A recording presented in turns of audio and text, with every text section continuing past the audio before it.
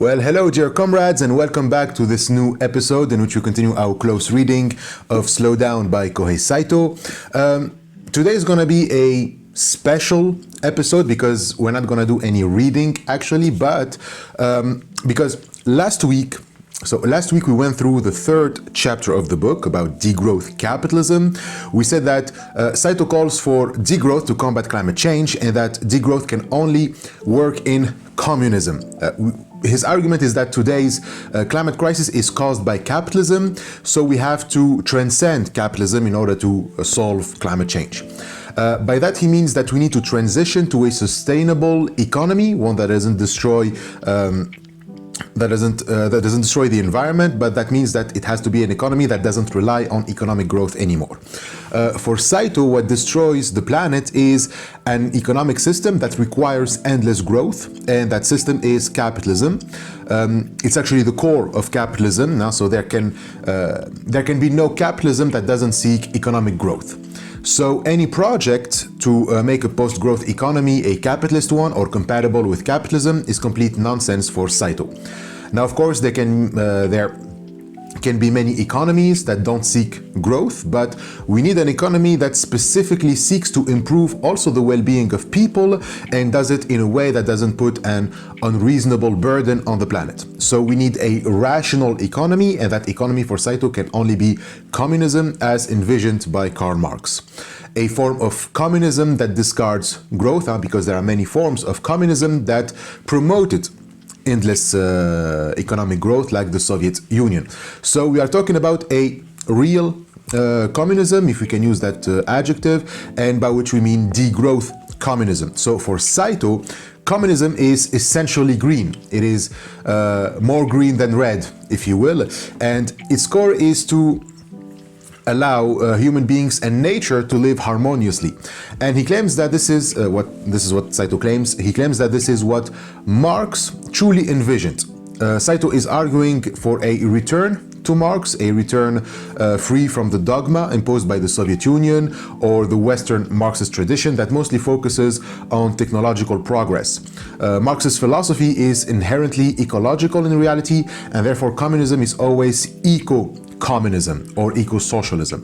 And so this is why we first need to understand this other book, the first book that Kōhei Saitō wrote and published, which is Karl Marx Ecosocialism, before reading the fourth chapter of Slow Down.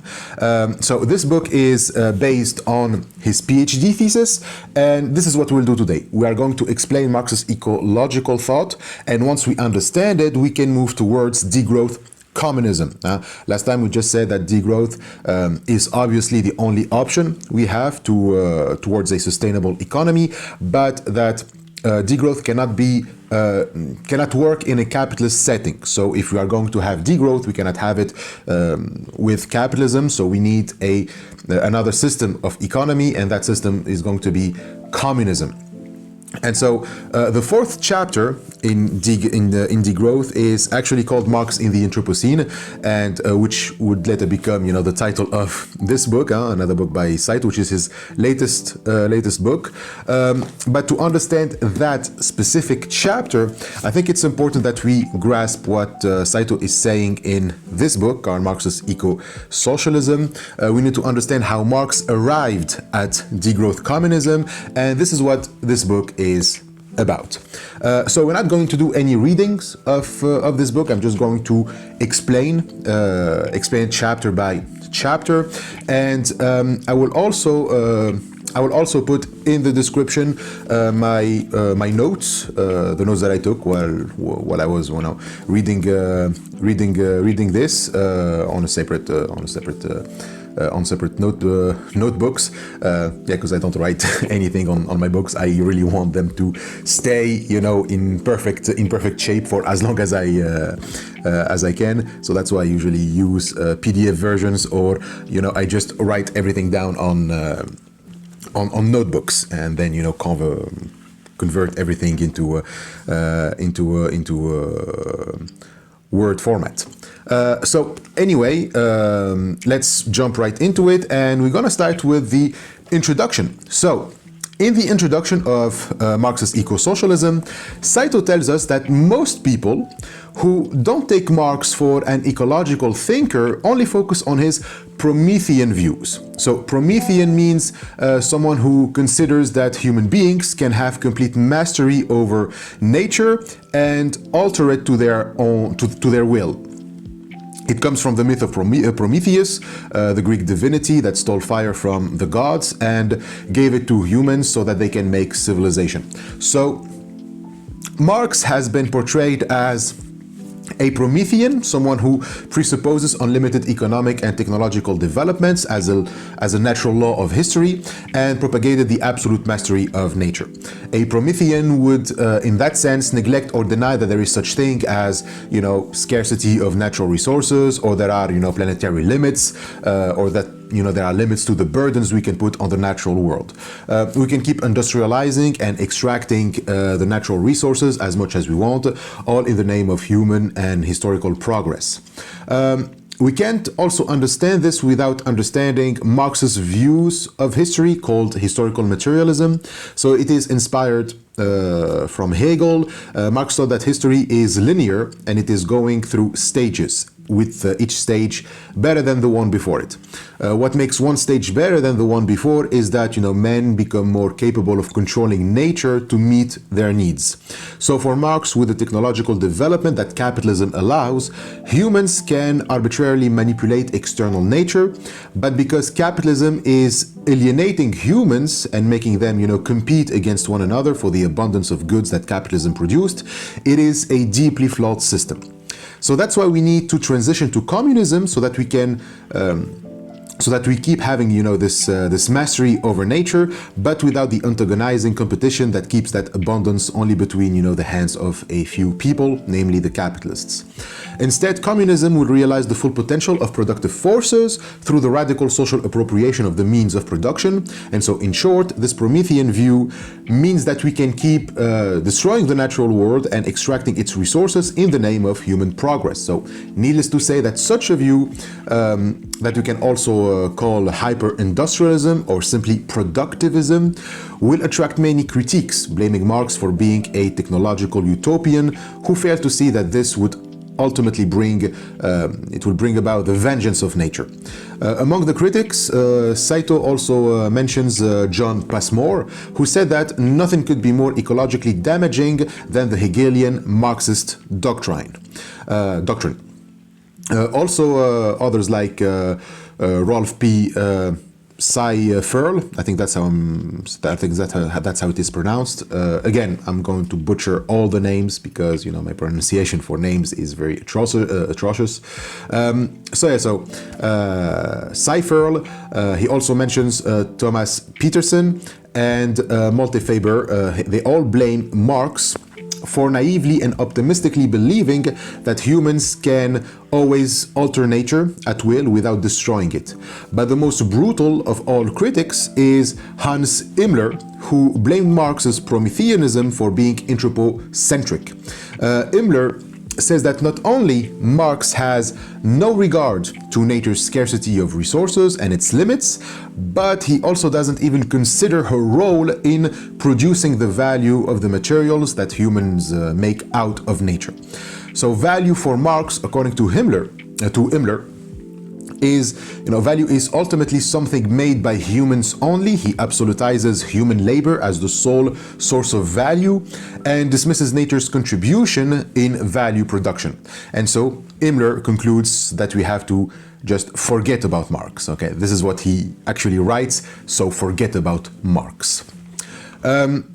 Even the eco-socialists who were sympathetic towards Marx, Saito calls them the first generation of eco-socialists, and so these include Ted Benton, André Gorz, we mentioned André Gorz last time, Michael Lowy, James O'Connor, Jason W. Moore, etc. So these figures recognize that Marx had some ecological insight, but they downplay it or, present it as obsolete and no longer relevant, not systematic, meaning that it is just, scattered in a few paragraphs, manuscripts or letters. So that's the main problem for why ecological thought has often been downplayed or ignored by even eco-socialists in, Marx's works. And so it's because, besides Soviet dogma, most of it is found in Marx's unpublished notebooks. So no one really paid attention to them. They are not, considered something we can work with in the face of, the ecological crisis. At best, these insights don't go beyond the banal fact that capitalism is bad for the environment, like capitalism bad, tree good. So this was the standard view regarding Marx's relationship with ecology from the 70s all the way down to the 2010s. But it was recently challenged. I mean, it was challenged since the early 2000s, but when two major books argue that Marx's critique of capitalism and his vision of socialism can be most helpful to critically reflect on global eco-crisis. And so these two books are Paul Burkett's Marx and Nature and John Bellamy Foster's Marx's Ecology, respectively published in 1999 and 2000. So what they say is that Marx's insights can play an important role to combat climate change by focusing on the notion of metabolic rift, a notion to which we will go back soon. Based on the work of these, let's say, second-generation eco-socialists, this whole book tries to show that Marx's ecological insights are actually a coherent theory and not some sort of, secondary ideas marginalized by his critique of capital or peripheral, but they are necessary to his theory. So Saito aims at a more systematic and complete reconstruction of Marx's ecological critique of capitalism. His claim is that it is not possible to comprehend the full scope of his critique of political economy if we ignore its ecological dimensions. So this doesn't mean that Marx was never a Promethean or a productivist. Saito knows that the critiques are true when they attack Marx in that regard. But what they seem to ignore is Marx's intellectual evolution on the one hand, because he eventually abandoned productivism, and on the other, even when he was a productivist, there are ecological tendencies that tend to be overlooked. So Marx went through many phases in his life, and we can divide them into three. When he was a productivist, then an eco-socialist, and then what Saito calls a degrowth communist. So his productivist period is, when he was young, in his 20s and 30s, so mostly in the 1840s and 1850s, early 1850s. Then his eco-socialist phase, his eco-socialism, is in the 50s and 60s, and then he went further after 1868 till his death in 1883. And so this is where he started to embrace degrowth, according to Saito, and we will go through each period explaining how his thought evolved. So in chapter 1, Saito goes back to the youth of Karl Marx. The chapter is called Alienation of Nature as the Emergence of the Modern. So he goes back to Marx's youth, back when he was still a productivist, to underline his already latent ecological views as the alienation of nature and the rupture of unity between man and nature. Back in the 40s, Marx lived in Paris, where he produced the what we call the Paris notebooks. And from these notebooks, only one part, written between May and August 1844, was published in the 20th century. And so these came to be known as the economic and philosophical manuscripts of 1844. A misnomer, as they were not manuscripts but notebooks, which means that they were not intended to be published, let alone considered an independent, coherent work. Instead, they were part of Marx's broader Paris notebooks, compiled during his early studies in political economy. At this period, Marx was a humanist, still influenced by Feuerbach, and often after Louis Althusser, we like to divide the young and late Marx as the former a humanist, while the other is more, scientific. According to Althusser, the Marx of Capital is epistemologically different from the one of the manuscripts, precisely because he changed his method of criticism. Before this epistemological break, Marx was using abstract notions he borrowed from Hegel and Feuerbach, which hinders any scientific or even dialectic criticism of capitalism. For example, the notion of alienation presented in the manuscript was a problematic notion because of its lack of explanatory power for historical materialist analysis. It is taken as a philosophical category unrelated to historical and economic conditions. It's almost like Marx was an existentialist at that period, writing about, the existence of estranged men. The problem with that is alienation in itself doesn't explain how private property emerged and even leads to circular reasoning. A common critique is that Marx simultaneously treats private property as both the cause and the result of alienated labor. Labor is alienated because of private property, and private property arises from alienated labor. It's only when he started to distance himself from Feuerbach in the thesis on Feuerbach and the German ideology a year later that he started becoming more scientific in his approach. But this is where Saito disagrees with Althusser. For him, this criticism only holds if we take the manuscripts as manuscripts, if we arbitrarily divide the notebook's text into two parts and focus exclusively on the second philosophical part. But if you look at the notebooks in their entirety, we find that Marx doesn't make any circular reasoning at all. As a matter of fact, he explains that private property is a result, not a cause of alienation. And his use of abstract notions like unity, alienation, and species being are not that abstract or just philosophical categories. The idea is simple. In feudalism, people lived with a direct relationship with the land, but as their social relations started to change, they become alienated. But this alienation wasn't yet institutionalized, meaning that it doesn't have something to ensure its production. That's what led to private property. It is not a cause of alienation, but its result. So its circular relationship only starts when property reproduces alienation, and from there alienation reinforces property. So let's look at this process. First, Marx begins by rejecting any romantic idealizations of feudal society. Romantic thinkers had often mourned the rise of capitalism because there was this money aristocracy that was growing up, and they were accusing it of vulgarizing noble traditions by turning land into a mere object of commerce. But Marx is quick to point out that feudal property itself already involved alienation, just in a different form. Land is not freely available to all. It is monopolized by aristocrats and separated from the mass of producers. The serf in this world is the adjunct of the land, a person tied to the soil but with little to no personal autonomy. The land is not his, but his lord's. But while the serf is subordinated to the lord and denied autonomy, there remains a physical and customary bond between the serf and the land, which nonetheless offered some protection against complete alienation. Serfs live on the land that they work on, and in many cases they are guaranteed subsistence through tradition, even if they are exploited. That's because they are not exploited so that the lord makes a profit. As such, the lord's relation to the serfs is not yet purely economic, but still holds something personal. Saito emphasizes Marx's use of the term intimate. I mean, in German, I'm not sure of the pronunciation, so I'm just going to butcher it. But you will find it in my notes in the description. So the term is gemütlich. Not sure of the pronunciation, but it is translated as intimate. So he uses the term intimate to describe this relationship between the lord and the serf. This doesn't mean that the relationship is equal or ideal, but that it is embedded in social bonds and customs rather than in impersonal market relations.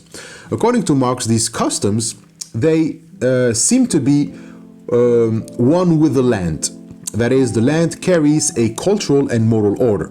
In short, living on the land on which we directly labor creates a bond between serfs and lord that is mediated through tradition, locality, or symbols, which put some brakes on the logic of capital exploitation.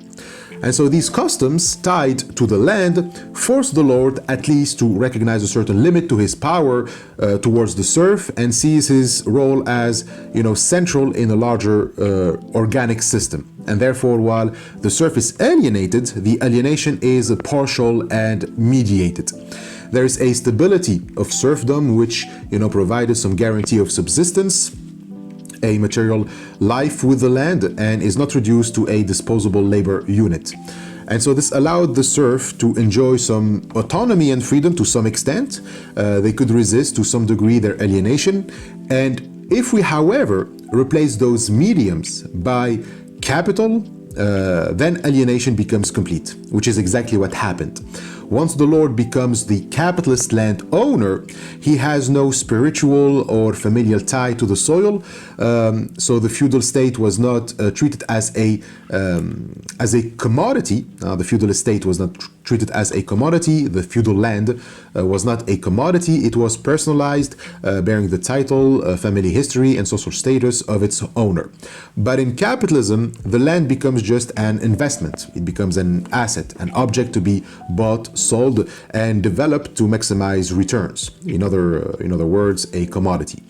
Land loses its symbolic and social character and becomes an object of trade, subject to the laws of market exchange.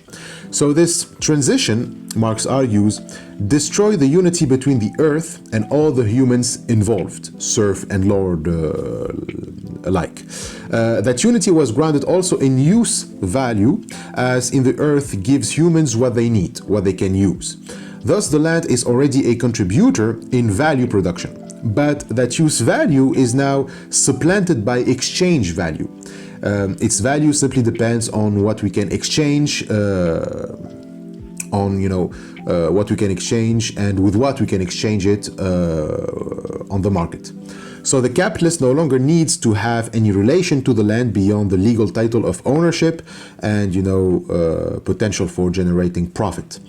At this point, Saito introduces the concept of ground rent.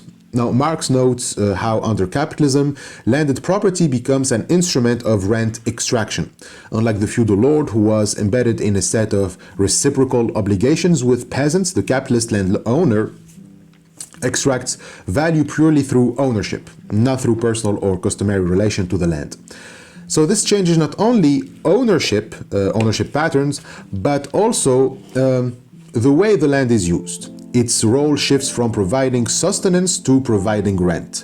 In this context, the earth becomes alien to everyone. Even though this technically makes workers free, they do not belong to anyone, they don't have a lord anymore, at the same time, it makes them dispossessed. Nothing belongs to them either. So the worker is dispossessed of the land and the product of labor, since now the point of land and labor isn't to provide the necessities for sustenance, but to generate capital for the sake of generating capital. This means that the modern day laborer no longer enjoys even the feudal connection to the land. His survival now depends on selling labor power on the market. This, for Marx, is the new radical form of alienation.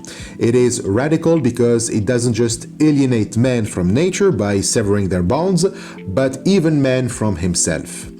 Now, for Marx, at that stage, there is a human essence which needs to flourish through labor. If labor isn't doing what it's supposed to do, bringing man closer to himself, then it is alienating man. It is pushing it further away from his essence. Man is alienated if he finds himself unable to accomplish that flourishment. For Marx, there are four ways this happens, four types of alienation.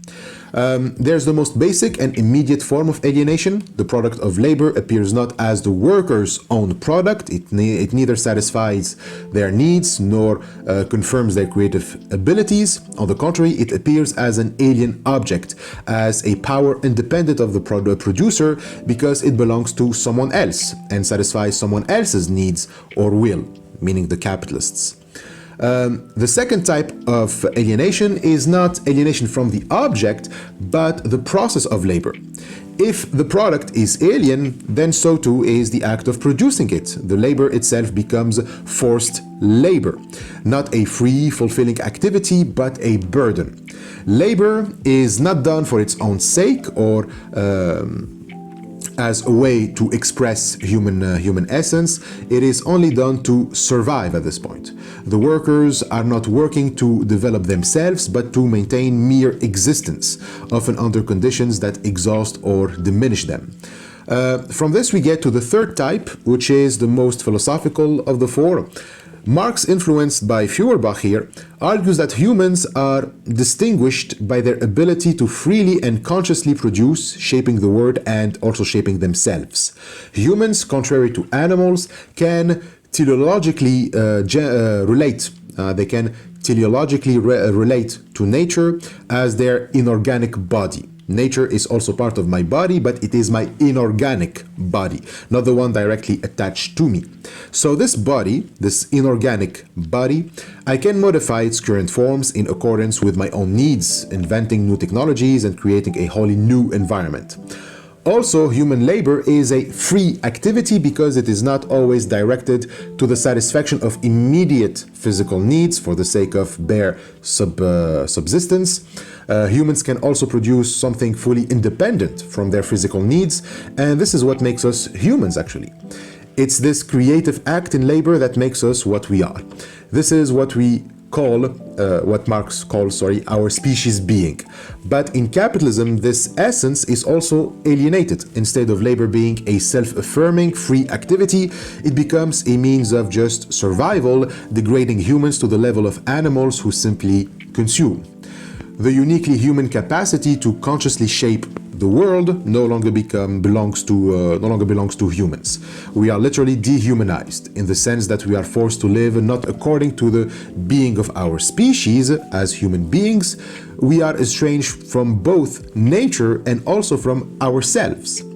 So estrangement from nature is because the worker cannot use nature as he wills to affirm himself, but for the will of someone else, the capitalist. And therefore he is alienated from what allows him to be, let's say, authentic, to express his being.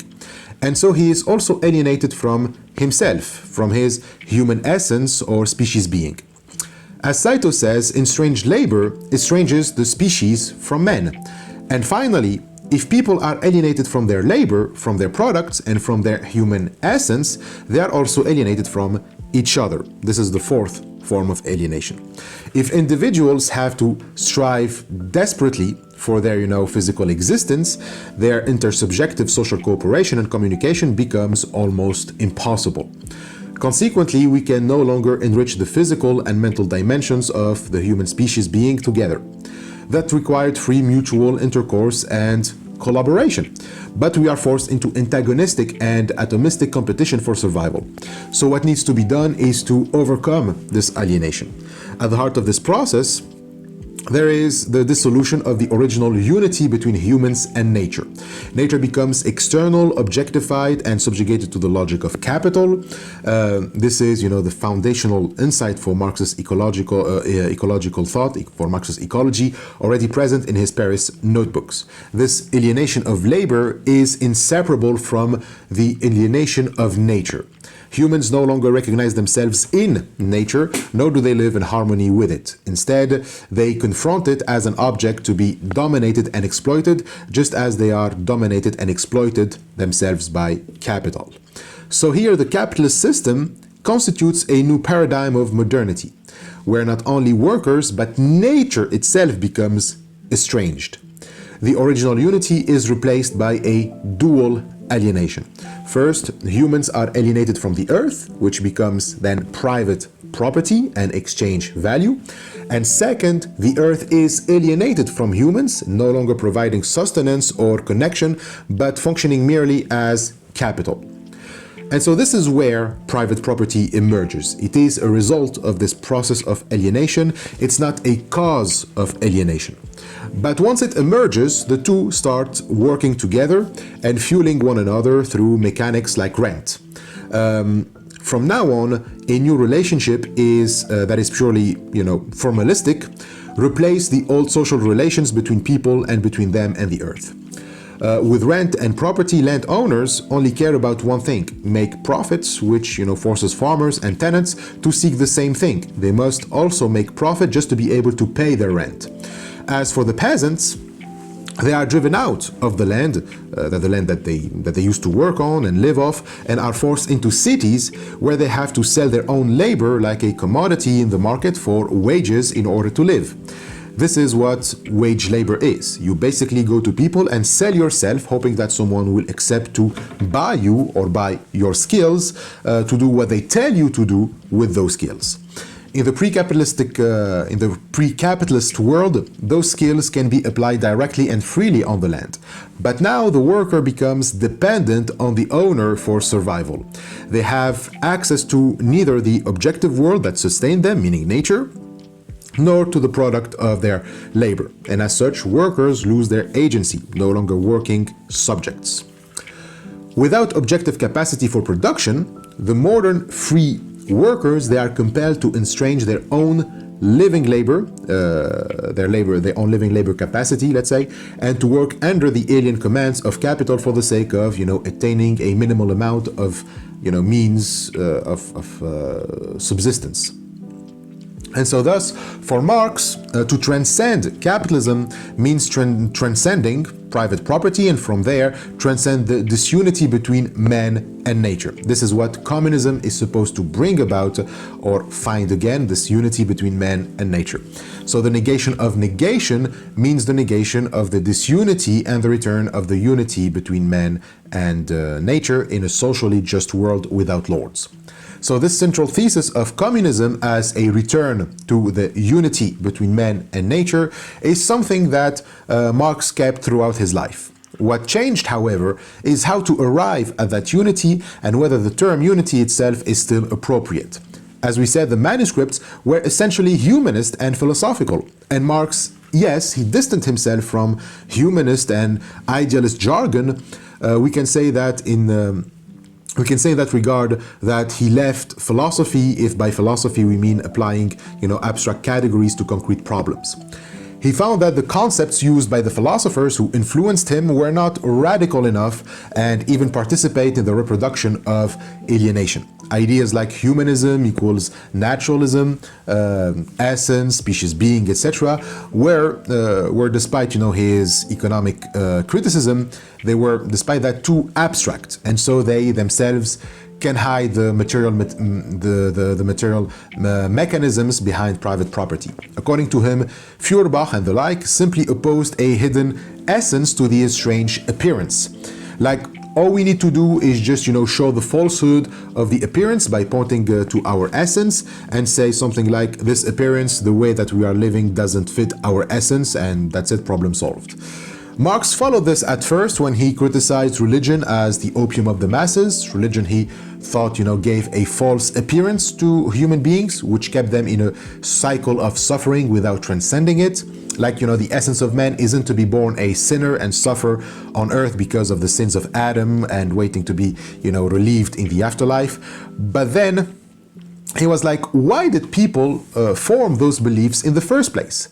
Simply showing falsehood while the conditions that, made those falsehoods possible in the first place remain would be completely useless. So the main point of Marx's critique of Feuerbach in, for example, the German ideology, is that any attempt to change consciousness without changing social and material conditions is powerless and ineffective. We need another approach to our modern problems. We have to do what he calls ruthless criticism, where you move beyond mere contemplation and address the conditions of contemplation. We need, in other words, praxis, a truly materialist analysis of the relationships between human and nature. So this is when Marx rejected the idea that there can be an essence that is, ahistorical and universal, an actual human or an actual nature that stands outside the process of history, because both nature and humans, they are already thoroughly conditioned and constituted by social relations. So if you omit that, the best you will come up with is human beings aren't living where they are supposed to, and you cannot really go far with that. That's precisely what Marx blames Feuerbach and other philosophers for, that they just be like, love good, hate bad. Simply, pointing to an essence and oppose it to the current, state in which we are. That is just banal. It's just saying when you pollute water, fish dies. When you take man away from nature, man dies. Okay, it's true, but it doesn't tell us what to do. What you need is to understand why that happens. What are the historical conditions that made it the case? And for that, you don't moralize about the fish being disconnected from its essence. You have to analyze the material conditions, water, oxygen, environment, and how they changed and how the fish interacts with them. It is the interactions of, the fish with water, with oxygen, with its environment, with the river, etc., that makes the fish the fish. Its essence isn't separated from where it exists, but is conditioned by where it exists. And as such, we have to understand the nature of those interactions. Applied to humans, instead of just declaring that humans are alienated from their essence, you have to examine the historical development of capitalist relations, especially private property, wage labor, and the commodification of nature that separated humans from their ecological and social water, let's say. So, Marx posits another view, that nature, like man, isn't an abstract thing out there in some sort of great beyond. Instead, it is what social productions and relations make it. Man and nature are both the product of social relations, meaning that they alter one another. Saito says that humans must produce in order to live. Labor as an act of this production is inevitably conditioned by various natural and material factors. Under these conditions, humans also change their environment. So what we need to ask is why and how an antagonistic separation between humans and nature emerges and deepens under the capitalist mode of production. So this is where Marx introduces a new notion that replaced unity. And so this notion is metabolism. In German, it's, again, I'm butchering it, it is Stoffwechsel. So Stoffwechsel. Not sure of the pronunciation, but again, it's a term that you will find in my notes in the description. So metabolism is a more concrete and scientific term than just unity, and this is, the new term that Marx is going to put really at the center of his ecological criticism. So that's it for the first chapter. Now we move to the second one, titled Metabolism of Political Economy, and yeah, it is about metabolism. In the 19th century, the concept was already in use among chemists like Justus von Liebig or Leibig, depending on the pronunciation. I think in German you pronounce it Liebig, and in English it's Leibig. Leibig's, I'm going to pronounce it in English, so Leibig's work on plant nutrition and soil chemistry influenced Marx significantly, to the point where he's one of the reasons Marx adopted the concept of metabolism during the 1850s and 60s. Saito refers to this period of Marx's life as his eco-socialist phase.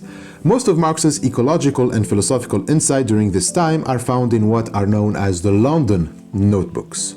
It is a set of handwritten research notes that Marx compiled mainly from 1849 to the 1860s after he moved to London.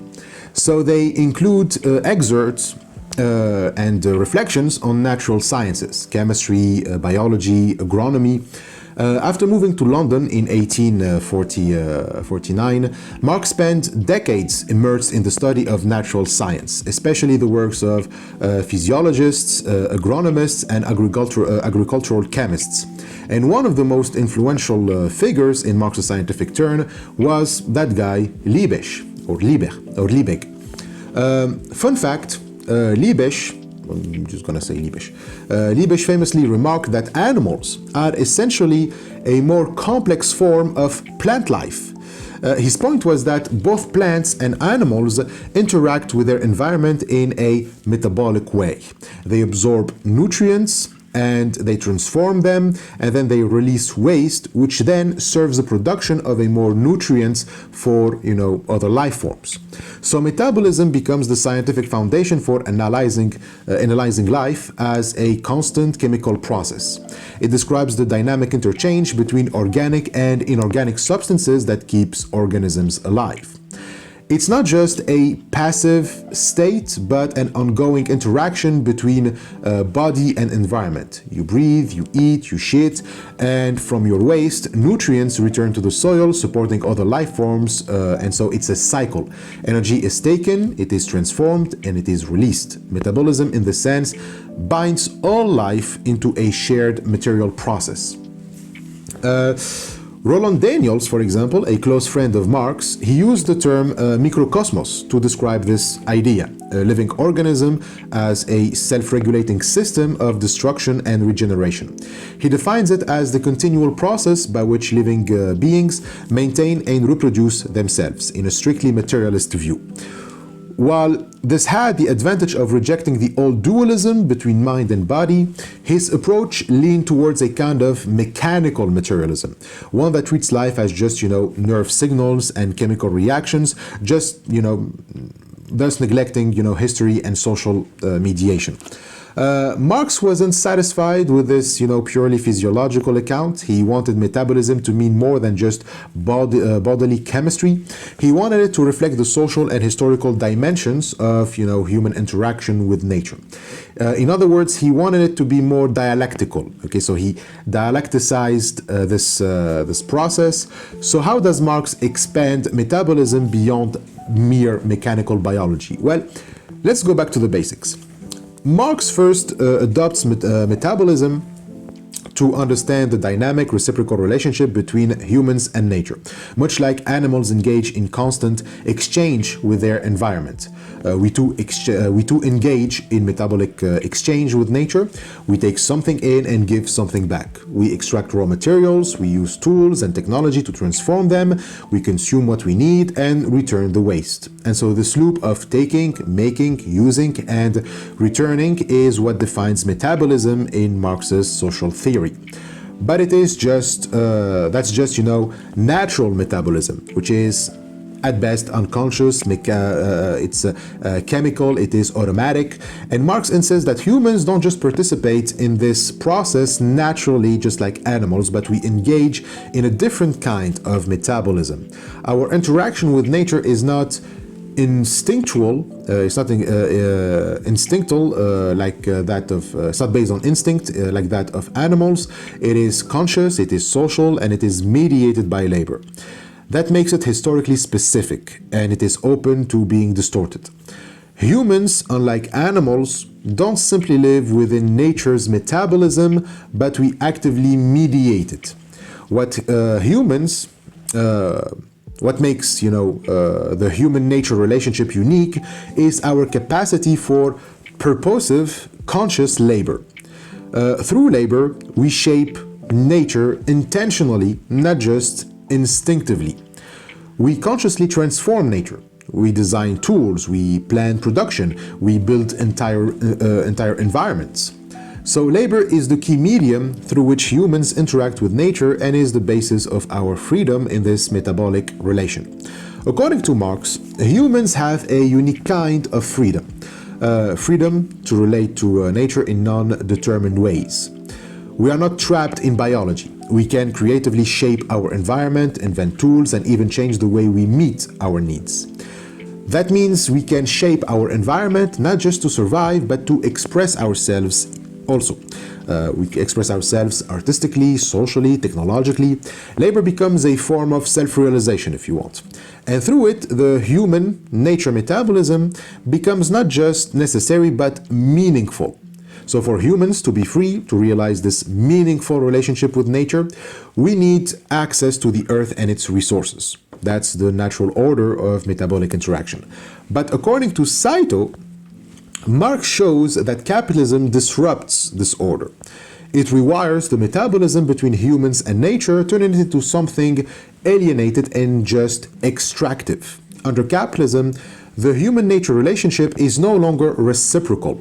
Resources are extracted and consumed, but nothing is returned. The circuit is broken. Leibig's most important contribution to Marx's ecological thinking was his critique of robbery agriculture, a form of farming that depletes the soil without replenishing it. He was among the first to emphasize that land has limits and that overexploitation leads to long-term degradation. This would later become central in Marx's theory of metabolic rift, a rupture in the metabolic relationship between man and nature. So anyways, this distorted metabolism leads to environmental crisis. Soil depletion, pollution, climate change. Capital no longer regulates nature, but instead it devours it, and it begins with the alienation of labor. As we said, humans, unlike animals, they don't just consume nature, they reshape it. They create objects that go beyond just natural processes or just for, survival purposes. But under capitalism, this creative labor becomes estranged from the very material that it works on. The connection between human activity and nature is therefore severed. Of course, this doesn't mean that humans cannot. This doesn't mean, that humans can produce matter out of nothing. We cannot create, the natural substances themselves, like oxygen, soil, wood, minerals. We rely on nature for the raw materials. What labor does is just transform the form, not the substance. We reshape existing matter, like clay, we turn it into bricks, wood into chairs, according to our purposes. And so this means we always depend on nature, on the sensuous material world as the ground for any production. That's why Marx insists that nature must never be treated as something separate from human production. Humans are part of nature, not above it, and so in this framework, nature represents the objective conditions for production, the raw materials and physical limits that labor must work with. But capitalism introduces a deep separation. It cuts humans off from, those natural objective conditions. In Marx's terms, it separates our organic body from our inorganic body, meaning we lose access to the external nature that sustains us, the word, we transform to live. And so this rupture has two major consequences. First, it alters not only the metabolism between humans and nature, but also nature's own cycles, meaning the natural metabolism. And second, it disrupts the social metabolism, the material relationships between human beings themselves. When we lose balance with nature, we also lose balance with each other. Put simply, once labor becomes alienated, the way we relate to nature breaks down, and that change ripples outward. Marx identifies three metabolism. There is nature's internal cycle, so that's the natural metabolism. Then there is the human nature metabolism, which is a metabolism that is, just between humans and nature. And then there is the social metabolism, which is, the metabolism among people. So when the central link, which is between humans and nature, is corrupted by capital, the others collapse with it. So how exactly does capitalism reorganize these metabolic exchanges? Remember, metabolism refers to the constant material interaction between humans and nature. Under normal conditions, it's a cycle of extraction, transformation, use, and return. But when capitalism takes over, the entire structure changes. Under capitalism, the purpose of this exchange, changes.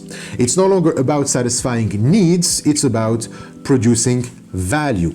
Labor is no longer the direct medium between humans and nature.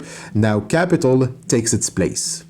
This substitution is where alienation sets in, and the metabolic rift begins to unfold. Capitalism's main function now becomes valorization, the creation of surplus value for the sake of it. But to understand what this does to the metabolic system, Marx distinguishes between two key concepts. So there is metabolism, so Stoffwechsel, or changes of material, and another term that I'm probably going to butcher, formveshal, which is changes of forms. So you have the movement of value through economic categories like money and commodity now. So one means a change of material and the other a change of form.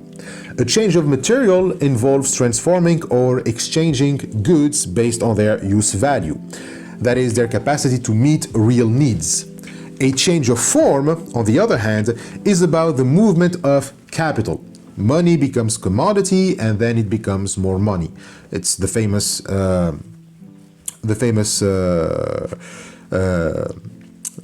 formulation of Marx, M, C, M, and M apostrophe. And so regardless of whether the commodity is useful or not. In short, things are bought and sold not because they are needed, but because they yield profit. And so it's important to know that changes of material don't necessarily involve money. They are grounded in need. Food is grown and eaten, tools are shared, materials are used because they are useful. Their value lies in their utility, not in how much profit they can turn. For Marx, a properly functioning social metabolism operates through changes of material. Nature provides the raw materials, human labor transforms them, and the resulting goods are, exchanged or shared because of actual needs. This is how humans metabolize with nature and with each other, by producing together and distributing based on use value. No one person can meet all of their needs, at least alone. We depend on others, so we produce collectively and exchange what we make, not just for survival, but also to satisfy emotional, intellectual, and creative needs. All of these are considered needs, okay? So human life is social, and so is our metabolism with the world.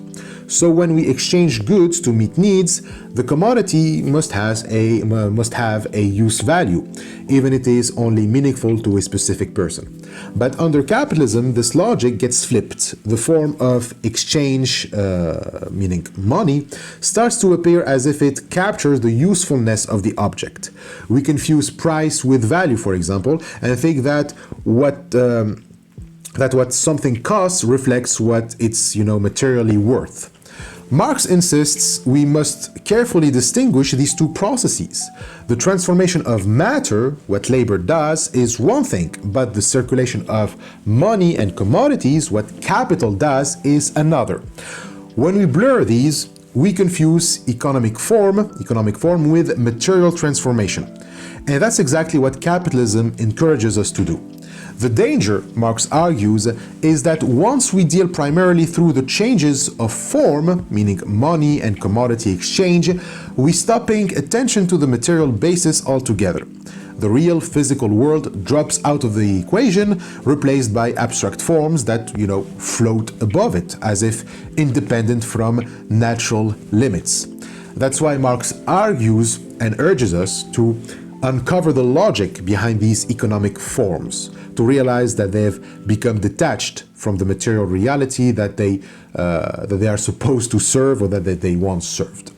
Without this recognition, we operate inside a system that quietly destroys all three metabolisms: the natural cycles of nature, the human and nature relations, and the social life itself.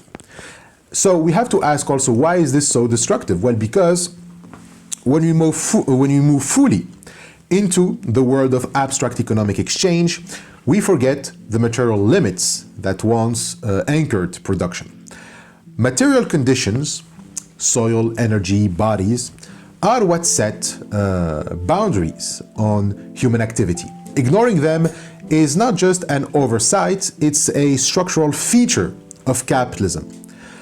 Remember the discussion of form. It's external because it doesn't emerge naturally. As Saito explains, nature on its own doesn't produce, tables or desks. That's a human imposition of form onto substance. Without labor, the natural metabolism would entail shaped wood products, for example. They don't, follow the immanent reproductive laws of nature. But these forms, they are not permanent. Marx notes that the products of labor, like a wooden table, they are constantly threatened by nature's own forces. Oxidation, decay, erosion. The natural metabolism slowly breaks down everything that humans shape. Without maintenance, the product of labor dissolves back into raw material. That's why we need something to maintain the product, to keep it from being swallowed by natural processes. What grants it temporary resistance is precisely its use value. As long as the objects are useful, they stay in circulation. The moment it loses utility, well, nature kind of reclaims it. And so Marx, for example, puts it bluntly in the Grundrisse. He says that a machine which is not active in the labor process is useless and falls prey to the destructive power of natural metabolism. This is a direct quote from the Grundrisse. In other words, unless a product remains useful, unless it is kept active in human production, it begins to deteriorate. Humans must regulate their interactions with nature to prevent this dissolution. And so this reveals a deep tension between the immanent laws of nature and the external forms imposed by human labor. When we neglect the material conditions that sustain these forms, they inevitably decay. Natural forces reclaim what labor tries to stabilize. But here's the catch. Can humans really regulate this interaction without limit? Capitalism, driven by the logic of pure economic exchange, assumes the answer is yes. It treats nature as infinitely malleable, as if we can always engineer new forms to hold off nature's reclamation indefinitely. Many 19th century materialists agreed on this. Take, for example, Moleschott. Again, butchering the name certainly, but you will find it. You will find the name in my notes, so to see how it is spelled. So, for example, Moleschott, for example, he believed nature is a self-regulating monistic entity. For him, matter is indestructible. It just changes forms. And that made it seem eternally abundant and thus immune to exhaustion. In Moleschott's view, nature operates as an abstract ahistorical cycle. Humans and animals die, they return to the soil and nourish new life. While this is chemically accurate, it ignores the ecological reality that soil can, and in fact does, get exhausted, especially under extractive agriculture. The idea that we can always, build new machines or delay decay assumes that we can override nature indefinitely. But this view neglects the role of labor and social mediation. It, reduces everything to the natural metabolism, ignoring how capitalism reshapes that relationship in historically specific and destructive ways. In other words, this kind of naturalism explains everything through an ahistorical lens, just the endless circulation of matter and energy. It is, the same issue that Marx found with Feuerbach, like positing an abstract eternal essence of nature that we simply rely on rather than examining the real historical conditions that shape our world. So in the 19th century, this belief in eternal matter took on a kind of vitalist flair. The idea that nature has an infinite regenerative force. Matter was simply taken for granted, always present, always, available. All capital had to do was apply its formulas to extract value as if the earth had no limits. It is true that Marx also talks about a transhistorical process, but his version is very different. It doesn't rely on mystical eternal cycles or abstract essences. Instead, it is grounded in history. From the Grundrisse to Capital, Marx's point is that while humans always interact with nature, the form this takes is shaped by, changing social relations. that is why Marx could assert that labor's transformative power has limits, limits imposed by nature itself. No matter how advanced production becomes, the forces of nature will reclaim what is not sustained. And importantly, Marx acknowledged that nature plays a role in value production because human beings are always embedded they are always embedded in, and they are also dependent on it. What Marx sees as transhistorical is just the fact that humans must metabolize with nature. This necessity spans through all, historical eras. Hunter-gatherers, feudal lords, capitalists, or even communists. They all, need this act of metabolizing with nature. But while this need, the need for material interaction persists, the form that it takes, how labor, nature, and society relate, that is historically specific. What shifts over time is the form of this metabolism. So that's why it is transhistorical, not ahistorical. Transhistorical means that it runs through history, taking on new shapes in each era.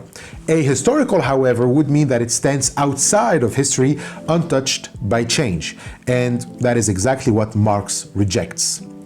Anyway, so under capitalism, labor becomes a distorted and antagonistic force. It no longer mediates a stable relationship between humans and nature.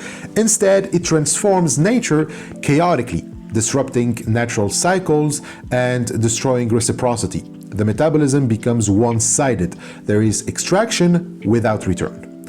And so this rupture is what Marx and later thinkers call the metabolic rift. It is the antagonism between form, economic categories and capitalist social relations, and material, nature's physical boundaries and regenerative cycles. So capital no longer operates within these limits. It assumes nature is endless and ignores the consequences of overexploitation. Once nature is seen as, infinite and eternal, it becomes easy to justify endless manipulation. Classical political economists, for example, fell into this trap. They theorized value, wages, and commodities as if these existed independently of the natural world, ignoring use values and the material properties of the resources being consumed. Marx, in contrast, insists that we must ground economic categories in their material substratum, what he calls stuff or substance. And so this material base, it shapes the human-nature relationship and gives real limits to production. But under capitalism, it's precisely this substance that gets ignored or obscured. And Marx doesn't just say this material is overlooked. He says capitalism actively transforms it. Wood, iron, or soil used to be valued for their utility. Under capitalism, they become abstract carriers of value. Their role as useful substances is replaced by their role as profit-generating commodities. So the danger is twofold.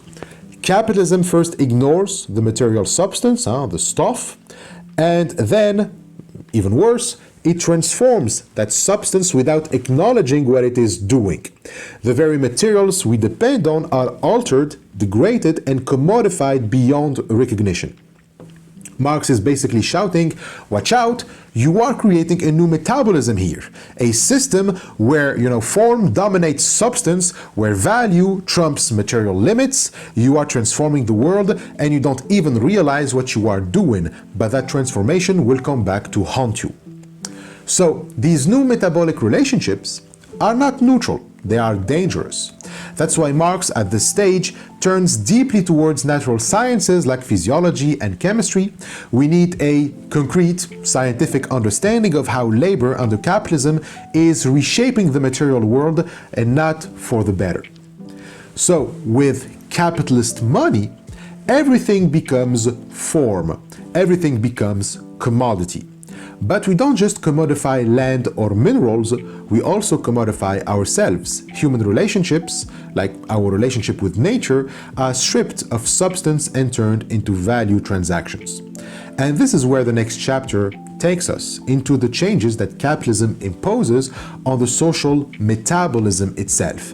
How human-to-human relations, like human-nature relations, are deformed under capital.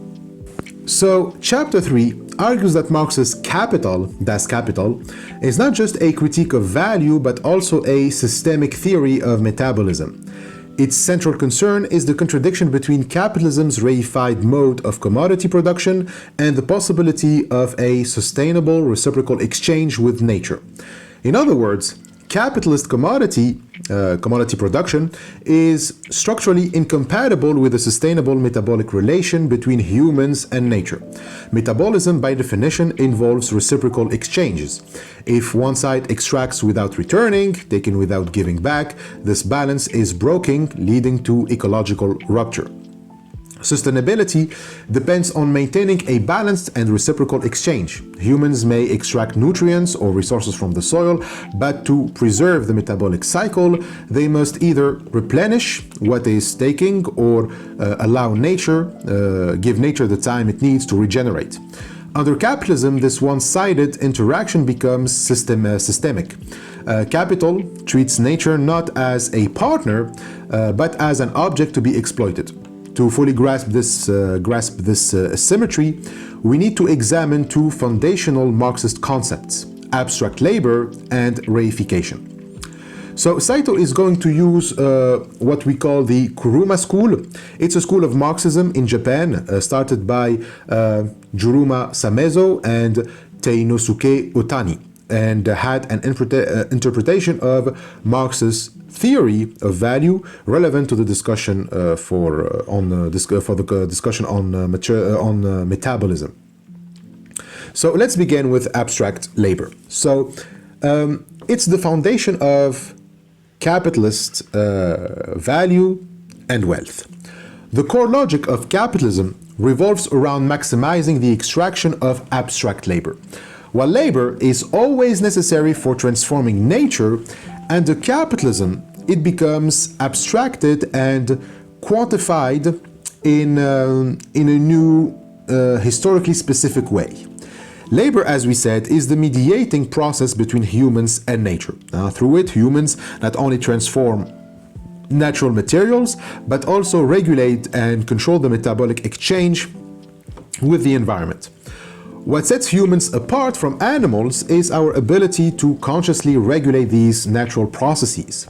We act teleologically. We impose intentional goals on nature, transforming it according to plans and ideas, just as turning wood into a chair or a table. Yet this transformative power does not free us from nature's limits. Labor must still work with nature's properties, not against them or ignore them. That's why Marx personifies nature in Capital as the mother of material wealth, to highlight her active role. She provides the raw material, stuff, but also co-produces, assists, and shapes outcomes. So, contrary to claims that Marx ignored nature's role in value production, he explicitly affirms its contribution.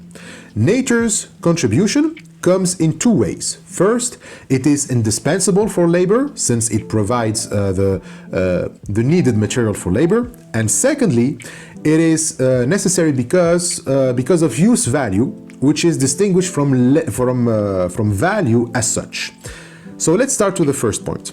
So, nature's role must be acknowledged by maintaining the metabolic cycle, by returning waste or allowing recovery.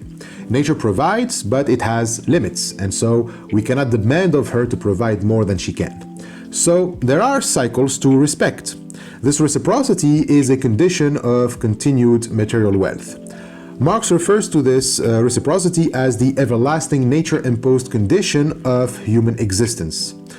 The term everlasting signals its transhistorical nature. It applies to all societies, regardless of historical form. Humans have always depended on metabolic exchange with nature and have never been able to detach themselves from nature as long as labor exists. So, if there is a human essence for Marx, it lies in this unavoidable material interdependence with nature. Under capitalism, this historical metabolism is distorted into a one-sided relationship. That's because capitalism transforms labor itself from a kind that maintains reciprocity with nature, so this is concrete labor, to a new logic that no longer respects ecological limits. We now take without giving anything back, so nature cannot provide material again. This is where the discussion on value is important. Concrete labor guarantees this reciprocity because it produces goods based on use value, on utility and necessity. It modifies nature purposefully, as in, weaving or tailoring to meet our needs. But use value, while linked to human needs, doesn't only rise from humans, but it also is rooted in the concrete material characteristics of things. It arises from the real physical ability of an object to satisfy a need. It's not arbitrary or socially constructed in the same way that value as such is under capitalism. A chair has use value because it is made out of material whose physical properties satisfy the need to sit down and rest. The wood has the natural properties to be useful, so the value of the chair is a meeting between a human need and the physical and material characteristic of the chair. And as such, nature plays a role in producing value. Abstract labor, however, differs fundamentally from concrete labor. Abstract labor is labor, but stripped of all concrete specificity. It's stripped of all, the skills, materials, and purposes tied to actual work. As Saito puts it, here labor becomes invisible and untouchable. So, what does he mean by labor becomes invisible and untouchable? Well, this abstraction arises under capitalism, where labor is conducted privately and independently without social coordination, and only becomes socially meaningful through market exchange. Labor becomes abstract when individuals produce privately, without any collective planning or coordination. Their work is isolated and only gains social relevance once their product is exchanged. So this marks the transformation from use value, so based on need, to value as such, which is based on market validation. So abstract labor arises when individuals produce in isolation, without knowing the needs that their labor will address. In capitalism, labor is performed without prior social arrangement. Producers, they just create goods without knowing what others want or need. So this absence of coordination is what transforms labor into abstract labor. It is validated not by purpose or usefulness, but by successful exchange in the market. Whereas concrete labor is collective in the sense that it responds to known shared needs. Labor is carried out with awareness of its purpose in concrete labor, and this purpose exists prior to production, not after. When I begin to work, for example, it's because I already know that my labor will satisfy someone's needs. Scaled up, this defines a socially organized system of production, where labor by individuals collectively meet the predetermined needs of society. In this model, allocation and distribution are planned in advance. Production is purpose-driven and transparent. People know what is being made and why. This is characteristic of concrete labor, where both labor and its social value are visible from the start. So in capitalist society, allocation and distribution happen only after production via the market.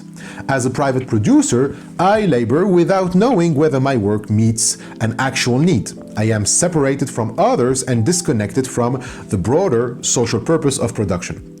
Saito argues that capitalist society contains a real contradiction here. All producers materially depend on one another, and yet they must act as isolated private agents. Labor is performed based on individual calculations and not on collective planning, even though survival depends on mutual exchange. So I produce something in isolation and hope that someone will need it and buy it. only then its value arise. Under these conditions, individuals cannot relate to one another through direct recognition of needs, only through the mediation of commodities. Genuine social connections become contingent. It only occurs if what I happen to produce satisfies your needs, and only if it is successfully successful at the market, meaning only if it successfully sells. And because direct social coordination is now absent, people encounter each other only through commodity exchange, a reified, object-mediated relation. So producers bring their goods to the market, not knowing whether their labor was socially necessary. The market becomes the sole mechanism for social validation. Here labor gains social recognition only retrospectively, once the commodity is successfully exchanged. Value does not originate in the purpose or need that motivated production and the material of nature, but is granted after the fact, through the act of exchange. So this is the defining structure of value under capitalism. In capitalist society, this detour through commodity exchange is how labor and goods are allocated. But this indirect path obscures social relations. It transforms direct human connections into relationships between things, a process Karl Marx calls reification, where social life takes the form of objectified, impersonal structures. Reification means turning social processes into things. It comes from res, from Latin for things. So reification, rei, that comes from res. It doesn't just apply to material goods, it's also about social relations being transformed into object-like forms. So in this world, human labor is objectified as value and appears to come from commodities themselves. When I come to the market to buy something, I come across something that I want to buy. And there is where, value originates, and I take that value as equivalent to the actual labor put in to make it. The producer is just, a carrier of mere objects at this point, and the objects speak for him. I walk into a system of objects and don't see the concrete labor behind it, since it is in this market exchange that value emerges. Objects don't come already embedded with value on the market, like with use value, right? All I have to derive the value of the object is the object itself. The only way I can socially bond with the producer is not through his labor, but through the market exchange, through the object he brought to the market. So what this means is that in this inverted world, people no longer seem to direct the labor process. Instead, commodities and their values, the commodity value, they dominate and take control. They're the ones directing everything. They're the ones directing the labor process. It appears as though objects govern production, dictating the behavior of workers, who merely respond to market signals rather than collective human needs. Whatever sells in the market is what to be produced, even if it is not meeting collective and social needs. Workers come to revere commodities as the only means of forging social bonds. An unsold object feels like a curse, like, praying to a silent God who never responds. This dependence on exchange reduces human agency to desperation, seeking approval from things rather than from people, rather than from society. When a commodity is sold, it creates the illusion that its value comes from the object itself, not from the labor that produced it. Successful, exchange hides the social origins of value, making it appear as a natural property of the thing, as if, values were inherent, not constructed, as if it were, an inherent quality, like, weight or color. And so this is what Marx calls commodity fetishism. The social labor that gives the object its value is hidden, while the object appears to have value naturally in and of itself. This is not merely a false perception, but it is a real social form here. Capitalist exchange really produces value, but also the illusion that value is an inherent quality in the thing produced. It is a material misrecognition built into the structure of exchange. Since the purpose of production is unknown in advance, the value cannot be located in labor itself. As a result, people relate to commodities as if they possess intrinsic worth, while the labor that produced them disappears completely from view. Capitalism's success lies here. It hides labor. It does this on two distinct levels. First, it conceals concrete labor, meaning the metabolic, sensuous interaction between humans and nature that produces use value.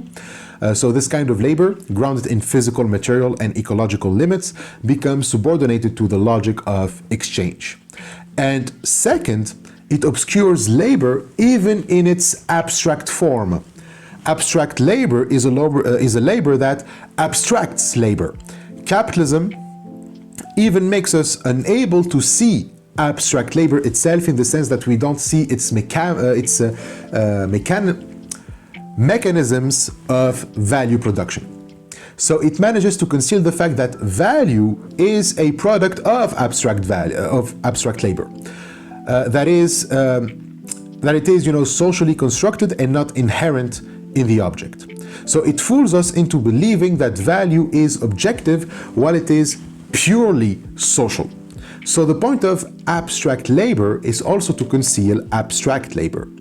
Well, for more precision, value comes from the thing itself because of the time we spend to produce it.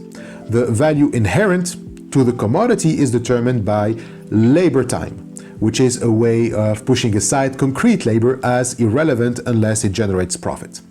Now, of course, in capitalism, a thing doesn't have only the labor time to determine its value. Many critics of Marx thought that Marx really believed that it is labor time that gives value a thing, which is wrong, of course.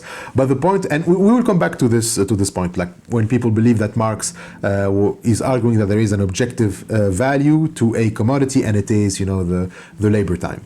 But the point that Marx is trying to make is that any economic category that tries to give value to a thing in a capitalist mode of production inherently conceals concrete labor and even the impact of abstract labor.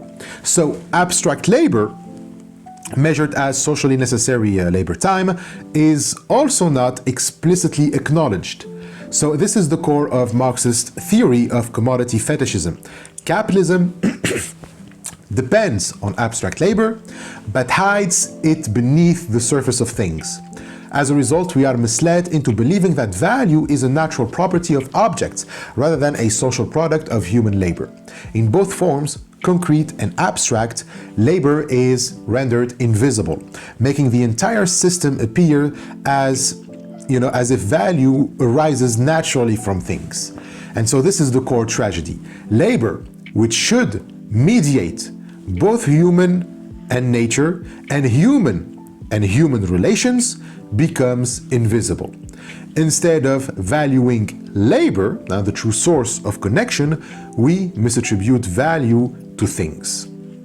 When commodities replace labor as the mediator between people and nature, like when we talked about, the Lord becoming a capitalist land owner who now sees the land as an object of exchange, and when commodities become the mediator also between people themselves, so both humanity and nature are obscured.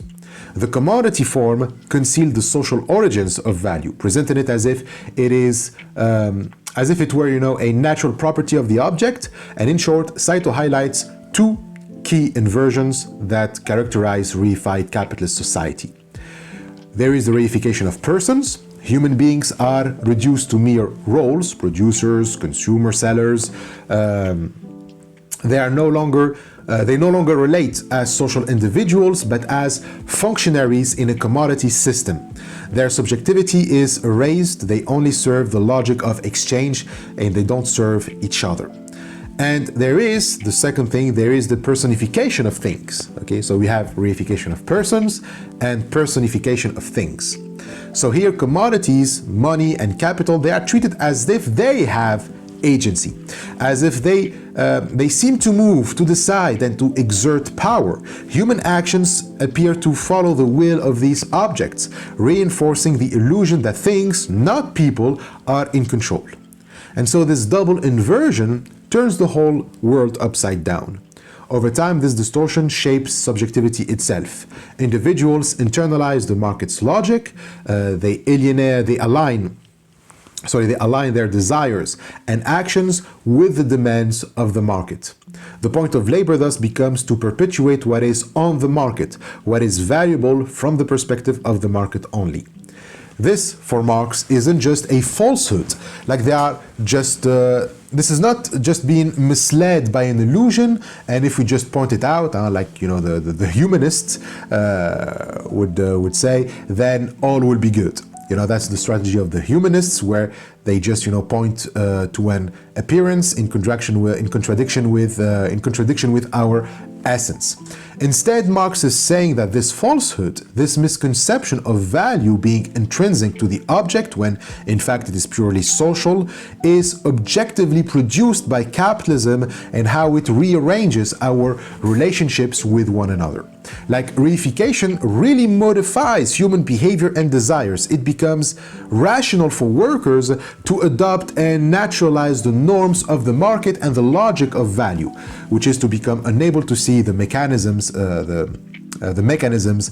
in play here. Instead, they take bourgeois ideas like freedom, equality, property as universal and timeless, timeless value detached from their context, when in reality those values are actually reflections of the market's logic. Marx also adds Bentham to the list of ideas, meaning the philosopher Jeremy Bentham, but we don't need to get into that. Anyways, let's say that the market gives them a certain meaning specific to market interests, that people then take for universal. Turns out the freedom and equality, for example, that people have in capitalism isn't really liberating at all, right? But as I said, this ideological structure is not merely a false consciousness. It is the real psychological adaptation to the capitalist system. It is the Homo economicus illusion. People learn to think and behave in ways that make them compatible with the reified world. They are rational, calculating, self-interested agents who follow market signals rather than collective social planning. Reification penetrates everyday practices. Workers, for instance, they are compelled to endure harmful conditions simply to maintain access to commodities, to rent, food, medicine, which are, necessary for their survival in this arbitrarily organized way. Employers, likewise, are driven to maximize productivity and reduce costs, regardless of the ecological and human consequences, because that's what the market demands of them. Because they respond to the logic of objects, people now, even unwillingly, become agents of capital's self-expansion. The reification of the word intensifies. First, value becomes detached from the product and assumes an independent form as money. Money simplifies exchange, but also abstracts and alienates value even further from the product. Next, money becomes capital, value in motion, invested for the purpose of generating more value. In this transformation, value becomes not only autonomous, but active. It becomes like nature, but in a perverse sense. It begins to behave as a subject, reorganizing the entire material world, from production and labor to nature itself, according to the logic of this self-expansion.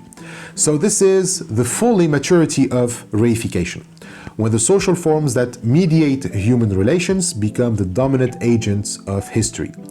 Like, history now moves according to the process of reification. It's not without ecological it's not with ecological consequences. As we said in Das Kapital, Das Kapital actually shows how the alienated economic forms like value or capital not only distort human consciousness but also materially shape desires, behaviors, and the physical world too. It doesn't just affect the social metabolism but also changes the natural properties of the physical world.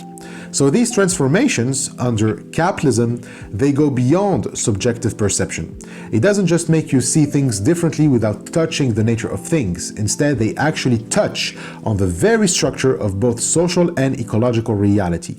Like, we're not just wrong, we are also shaping the world in such a way that the word itself that, you know, creating those illusions is actually appropriate to how we shape the world. It makes those illusions fit or correspond to this new metabolism we created through capital, and we need to understand those illusions properly. For Marx, they are embedded in fetishism. He critiques the classical economists, like for example Ricardo, for their fetishistic error. They treat social relations in in capitalist society, social relations according with capital, as if it were, inherent natural properties of material things. Like, the way capital makes us behave is like the natural way for us to behave. According to Marx, this error arises from collapsing economic form into content, from confusing economic forms with content. Like, we confuse the historically specific social characteristics with the natural properties of things. This is basically naturalizing historically contingent categories. So here's a concrete example.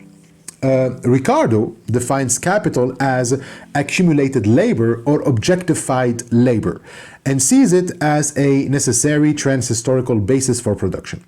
I labored to make a hammer, that hammer is my labor objectified, and then I use it to further produce. But Ricardo calls the hammer capital. But for Marx, capital is the pure economic and social form and has nothing to do with the actual hammer, which is the content of my labor. And it can also be stuff, it can also be material. Having material, natural resources which allow me to produce things is for Ricardo capital, whereas for Marx it is not. It is in reality, material. It is in reality stuff, not capital. To call them capital, that's the historical specific social construction. But Ricardo wants to make it the case that capital is really the content of the resource, tool, or object. Marx instead says that it is the way we organize society in capitalism that makes us confuse the form, capital, and the material, the stuff, the hammer. But by confusing form and matter, we come to abstract those economic forms from their material basis. Like, capitalism hides the material basis for capital, both the material properties of things and the objective organization of capitalist society, which we take to be natural. And so, since it is now form that dominates, the value of things no longer arises from their material properties like durability, renewability, and utility. Like we said, in capitalism, these must only be understood as economic categories once they are transformed by capitalist relations. From here, use value, the material concrete side of the commodity, is modified by economic relations and in return modifies them into value as such. This is when use value enters political economy. Beyond political economy, use value is transhistorical, but in capitalism, it takes a form specific to capitalistic era. It preserves its transhistoricity, but only in appearance now. People still seek objects for their utility, but because that utility is divorced from its material side, it is just fetishized. It makes us believe it is useful, while in fact it isn't. Or rather, it is only useful for the purposes of capital to keep perpetuating itself and valorizing itself. Now, while use value appears transhistorical, it actually becomes historically specific in capitalism, taking a specific meaning determined by capitalist society. So, this insight allows Marx to theorize how economic forms not only reflect but reshape material reality. Again, this is not an epistemic error. Matter is truly and dynamically being materialized according to capital's logic. When the economists confuse form and content, they no longer need to pay attention to content, to material, and so only focus on form in their political economies. But in reality, as Marx points, form cannot be divorced from content. And so, unbeknownst to the economists, form keeps altering the material world and the metabolic interactions with nature. Marx's originality lies in showing that economic forms and contents are not separate spheres but dialectically interrelated. Saito stresses that the material dimension of wealth cannot be left aside. And the fact that capitalism pushes towards this separation between value and metabolism between humans and nature is extremely problematic. This culminates in Marx's analysis of capital as an automatic subject. Like capital becomes an automatic subject, a self-valorizing force that transforms everything, including nature and labor, into means for its own expansion. So, this logic of capital leads to the reorganization and eventual breakdown of the natural metabolic cycle, which leads to inherent contradictions within the capitalist mode of production with nature. Capital's imperative to squeeze abstract labor reorganizes social and ecological metabolism in unsustainable ways. The capitalist form of social production thus inherently tends towards ecological crisis. The inverted, reified world of capital doesn't just mislead our thinking, it materially destroys the very foundations of sustainable life on Earth. And so this is inherent to capitalism, as I just said. The very logic of capital's valorization organizes social production and circulation in such a way that the metabolic interchange necessarily between humans and nature and men among themselves and within nature itself, all of this gets disrupted. All three metabolisms are disrupted. Like we said in capitalism, metabolic interactions are mediated not directly by concrete needs or ecological constraints, but through value as such, and especially abstract labor. So the allocation of labor and distribution of goods occurs through value. It is value as such, not use value, that determines how we should organize production and what to produce and how to distribute it. But here, value in capitalism doesn't just mediate social production. It's not just a criterion to show us how to produce or what to produce, but becomes the goal of production itself. Value, by which we mean money, mediates our behavior in order to create more value, so squeezing out more abstract labor. So Marx shows this by the two processes of CMC and MCM apostrophe. So M is for money and C is for commodity. When this is a mediation, money allows you to exchange a commodity for another. So commodity, money, commodity. This still holds on to some use value because it presupposes that people need another commodity that they see as fulfilling one of their needs. It is problematic, of course, because it forces people to have to live accordingly to value to get what they need. It is still capitalist in this sense. But the other process, MCM apostrophe, is when we get a surplus value, where with money, I buy a commodity and then sell it for a higher price than the one that I bought it at. In CMC, all elements are equivalent to one another. We can as well take away M, so we can take away money and just have an exchange between two commodities directly without going through market exchange. But when we get from money, from M to M apostrophe, meaning surplus, there's something that was added or squeezed out, a surplus value. That would be profit. It is capital growing bigger, right? Like, it's like, it feeds and grows bigger. The pure sociality of value turns into an infinite movement because the sole goal now is pure quantitative increase. Value itself, or more precisely its valorization, has become the final goal of production. And use value, even when it occurs, is now subordinated to capital's movement of growth. Whatever use value we find, it must serve the growth of capital, its self-valorizing process. This is what abstract labor is supposed to do. It's the kind of labor that makes capital grow. And as such, concrete labor becomes secondary or must be aligned on abstract labor and abstract value, aligned with abstract value. The problem is that, like we said, once we do that, you neglect the material dimensions in the labor process, which leads to the erosion and destruction of human life and the environment. Since in pre-capitalist societies, the growth of capital wasn't sought because they only focus on concrete labor, on need satisfaction, everything that is extra, like surplus value, couldn't really take hold. And as such, they labor within the boundaries of material limits. That is the main point. Capital's process of self-valorization is infinite. It is a never-ending movement. But the resources of the planet are finite.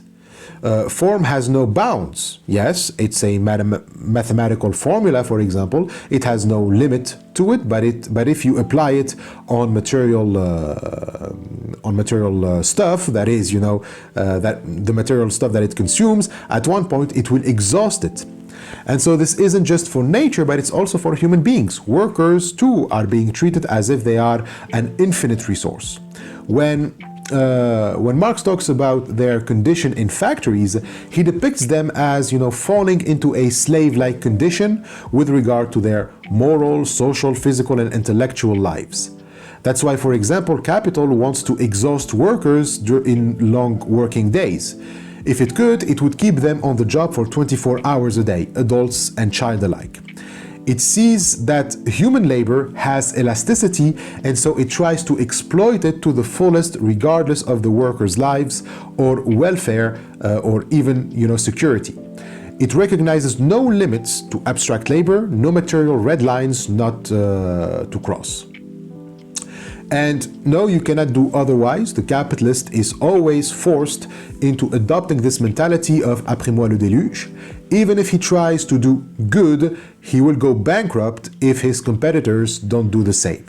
So we see the irrationality of capitalism. It makes sustainable reproduction of the laboring class impossible over the long term. That's why the system itself cannot be trusted, and any attempt at restraining it and restraining its devastating effect must come from an external compulsion, like, for example, from the state. For example, Marx calls for the state in Capital Volume 1 to impose 8 hours of work a day because long hours make it impossible for workers to resist the logic of reification. And so they need time to prepare for further struggles, including the one about conceptions and execution. The worker in capitalism is being robbed of his skills and knowledge. Not having access to the means of production, he is only reduced to someone who executes the orders of whomever, possesses those means. Marx observed that as production, becomes increasingly mechanized and hierarchical, planning, design, and intellectual labor, like conception, are centralized in a managerial or capitalist class. And manual, repetitive, and often mindless labor, like execution, is delegated to workers. And so this division, historically intensified by factory systems and later by Taylorism, alienates workers not only from the product of their labor, but also from the process of production itself. So the separation of conception and execution also means that those enacting production are no longer able to respond to ecological feedback loops, like for example signs of soil exhaustion, pollution, resource depletion, etc. Workers, therefore, are disempowered to act responsibly towards nature, and decision-making is concentrated in a class whose sole objective is profitability, not sustainability. This is the contradiction of capitalism, a contradiction between form and content once the two are disconnected. Capitalism keeps producing and producing while destroying the resources needed for production, either human labor or the actual natural world. And so this contradiction inherent to capitalism can never be overcome by capitalism. Capital cannot fully establish its mastery over the material world, and some try to overcome this contradiction in hopes of some sort of miracle technology that will allow for endless production without exhausting resources. That's what we saw in chapter 1 and chapter 2 of Slow Down. But Saito insists that capitalism will always end up devastating the social and natural metabolism, which ends up, inducing resistance against the regime of capital. Because capital is robbing both workers and nature, it also gives them the necessary conditions to rebel and overthrow capitalism, since capitalism is itself working towards its own destruction through these contradictions. Saito then draws a parallel between the exploitation of workers and that of nature, particularly that of land, and how capitalism leads to soil exhaustion. The exhaustion of labor power also leads to the exhaustion of nature too. A capitalist farmer doesn't just exhaust the peasant, but also robs the fertility of the soil. The development of technology, for example, is not to come up with a more rational way to maintain sustainability, but to extract more at a lower cost. If, of course, we are talking of the development of technology under capitalism. But that owner pays a huge price, which is the destruction of the material conditions that permit a sustainable human development. Again, we cannot stress this enough. The goal of technology under capitalism is to reduce costs. It's not to allow a sustainable agriculture or a sustainable production within natural limits. And what is even more disturbing is that when ecological crises emerge, capitalism doesn't flinch. It doesn't think that maybe it's fucking everything up, but rather seeks how to squeeze more value from those crises, how to turn an ecological crisis into a source for profit. In short, again, against this situation, Marx's socialism envisions an ecological struggle against capital. Eco-socialist strategies need to aim at the construction of a sustainable human-nature relationship through the restriction of reification. This is where we return to Leibig. So chapter 4 is called Leibig and Capital, because, as we said, Leibig was a big influence on Marx for writing Das Kapital. But before talking about Leibig, at this point, we are still in Marx's eco-socialist era, where he advocates for the sustainability of metabolic interaction between man and nature, since a break in that metabolism results in ruptures in nature and social metabolisms as well. But we have to explain how to maintain that metabolism. We've already explained how capitalism causes the metabolic rift by the process of reification, which ends up negating natural limits. For a reminder, if Marx was accused of Prometheanism in his youth, in the 1940s, it was because he thought, like Engels, that the productive power at mankind's disposal is immeasurable, and that we can increase the productivity of the soil ad infinitum by the application of capital, labor, and science. We've seen that it is false, that Marx did consider natural limits, and that his Promethean views were mostly confined to just his youth. But it is not enough to say reification bad, because I mean sustaining the metabolic interaction, the metabolism, and respecting the natural limits, that's not something that can occur by itself. It requires that men act consciously and teleologically with the goal of sustaining the metabolism. So sustaining the metabolism means having a rational and scientifically based relationship with nature. Man is still a creature that shapes the environment, whether it reifies it or not. So we constantly have an impact on the earth, and we ourselves are impacted by natural phenomena.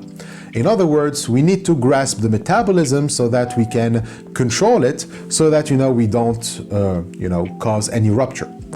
This is what ecosocialism means. It means that we realize or that we recognize that we cannot do everything with the natural world, that it has some limits, and that we cannot exploit it indefinitely. But we still need to explicitly say how so. How can we control this metabolism so that we can get all of its benefits for, living flourishing lives without causing any rift? Marx makes it clear that capitalism leads to unsustainability. But what would protect sustainability? Well, for Marx, it is socialism. Socialism would allow us to produce, but in ways that are sustainable, meaning that they, respect metabolic interactions. But how? Wouldn't the existence of natural limits also present an obstacle to socialism as well?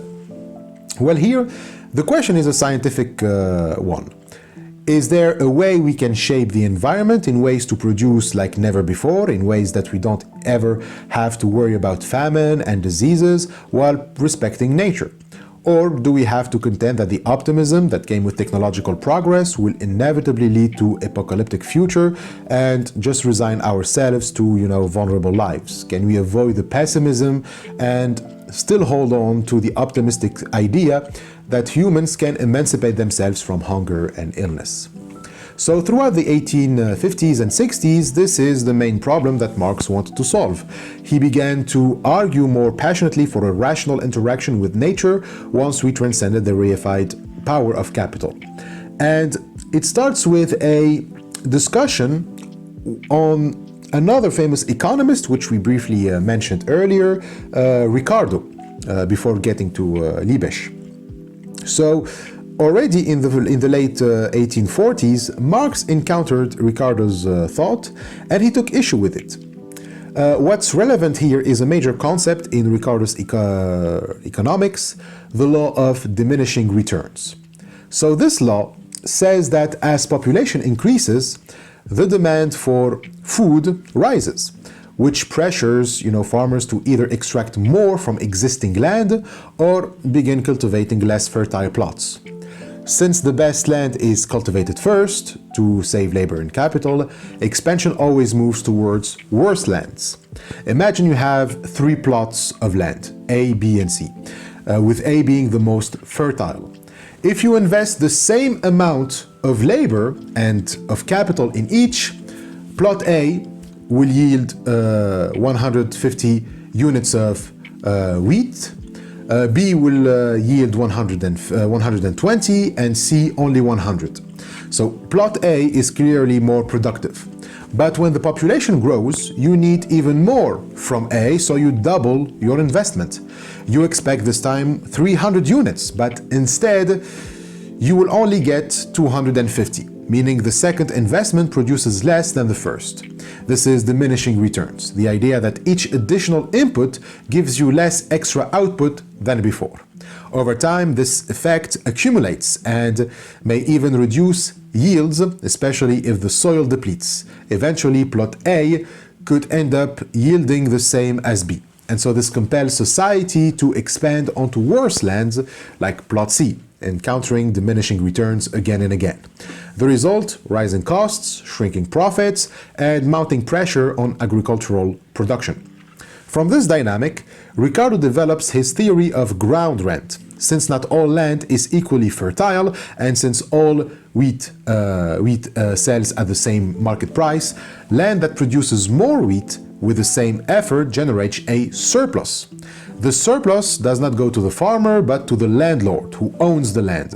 And The least fertile land being cultivated, the marginal land, earns no rent because it barely covers its costs.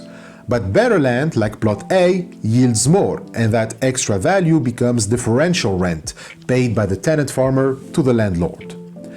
Diminishing return plays a key role here.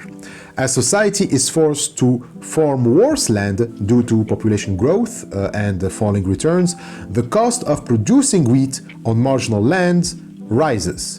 Since the market price must cover the cost of this worse land, the market price of wheat increases. That means land like plot A, which still produces wheat cheaply, now generates a larger surplus per unit. And that surplus becomes higher rent. So ground rent rises as diminishing returns set in, not because landlords raise prices, but because the worsening conditions on marginal lands raise the market price, enlarging the gaps between fertile and infertile land, and thus increasing rent. So let's return to marginal land, like for example plot C. A farmer invests $100 and produces 100 units of wheat. That means each unit costs $1 to produce. Since this is the worst land still in use, it sets the price market, and so wheat sells at $1 per unit. On better land, plot A, the same $100 investment yields 150 units. So each unit costs about $0.65 to produce. But the tenant farmer sells each unit for $1. So you have $1. Each unit is sold at $1, like everyone else does. But the difference between the production cost of $0.67 and the market price, $1, becomes a surplus of $0.33 per unit, which the landlord claims as rent. Now, imagine diminishing returns kick in. Plot C becomes less productive and now yields only 90 units for the same $100 investment, $100. That pushes the cost per unit up to about $1.11. And to make farming plot C worthwhile, the market price of wheat must rise to match. But on plot A yields are still, plot A still yields 150 units per $100 investment, meaning the cost per unit is still at $0.67. But now, wheat sells for $1.11 a unit. The surplus is now $0.44 per unit, and that full surplus again goes to the landlord. So as returns diminish on marginal land and the market price rises, ground rent increases on better land, even though the landlord has done nothing. And so this is Ricardo's conclusion, that ground rent rises with diminishing returns due to how natural scarcity and uneven land quality shape agricultural production. And this is where Marx is like, nope. I mean, Karl Marx's early engagement with Ricardo's theory of ground rent had both admiration and departure. In, for example, Poverty of Philosophy, which, by the way, it's a book that we will come back to, but not to address Ricardo, but to address, the person, who was the main target of the Poverty of Philosophy, which is Pierre-Joseph Proudhon. But he also includes a discussion on Ricardo. So, in Poverty of Philosophy, published in 1847, so this was still in Marx's youth, Marx accepted the basic mechanism of Ricardo's differential rent, that more fertile land yields surplus when all wheat is sold at a uniform price set by the least productive land. It doesn't mean that Marx accepts the practice of rent, but that he agrees on how Ricardo describes it. And he also agrees that more fertile lands produce surplus. What he challenges in Ricardo, however, is the assumption that rent depends on the law of diminishing returns, meaning that agriculture necessarily becomes less productive over time. Again, for Ricardo, rent goes up because land productivity goes down. This is what Marx rejects. He says that you can still have ground rent going up while productivity goes up, not down in the sense of increase of land productivity can still, produce surplus. For Ricardo, this was a natural law resulting from fixed land quality and declining yields from additional capital investment. Marx, by contrast, he argued that this assumption was not a natural necessity but a historical specific effect of capitalism. And so Marx argues that diminishing returns are not inevitable, and there's the possibility of increasing agricultural productivity. The problem isn't really about natural limits, but the way in which we produce. Okay, so to sustain the metabolic interaction, Marx thought, was more about how we produce than about the actual natural limits. So drawing on advancement in agricultural science, Marx proposed that successive capital investment on the same plot could remain equally or even more productive. For example, by applying scientific knowledge, improved tools, crop rotation, and fertilizers, the productivity of even average land could rise, eliminating the need to shift to inferior land. And therefore, since we don't need to go to infertile land, the material basis for rent disappears, since agriculture no longer suffers from the declining returns that, drive up rent. Marx's critique was therefore not just technical, but deeply historical and political. He rejected Ricardo's bourgeois treatment of economic categories like rent as eternal or natural, arguing instead that ground rent arises from specific class relations under capitalism, particularly the private ownership of land. If land were held in common and agriculture developed rationally and cooperatively, applying the natural sciences not for profit but for social needs, then rent would not need to exist at all. That surplus that goes to the owner would instead go to society, and so we wouldn't have to fear any food scarcity due to growing population. In the future post-capitalist society, Marx envisioned that scientific agriculture could eliminate the differences in land fertility that make rent possible, causing rent to diminish over time or vanish entirely. Indeed, Marx believed that he had refuted the Ricardian fear that agricultural development would hit a ceiling, threatening future society with food scarcity and validating that famous Malthus's theory of overpopulation, which targeted the working class. Side note, Robert Malthus was an English economist and clergyman who argued that population will always outstrip food production unless checked by positive checks like famine, diseases, war, etc. to control population growth, and preventive checks like moral restraint, delayed marriages, for example, for the same purposes. So the idea is to restrict procreation. And so this led to the conclusion that poverty, hunger are inevitable outcomes of natural law if population is not controlled. So it is clear why Marx rejects this. He takes, poverty as a natural law. I mean, Malthus takes poverty as a natural law, for example, instead of, the structure of the economy of exploitation, private property, and inequality.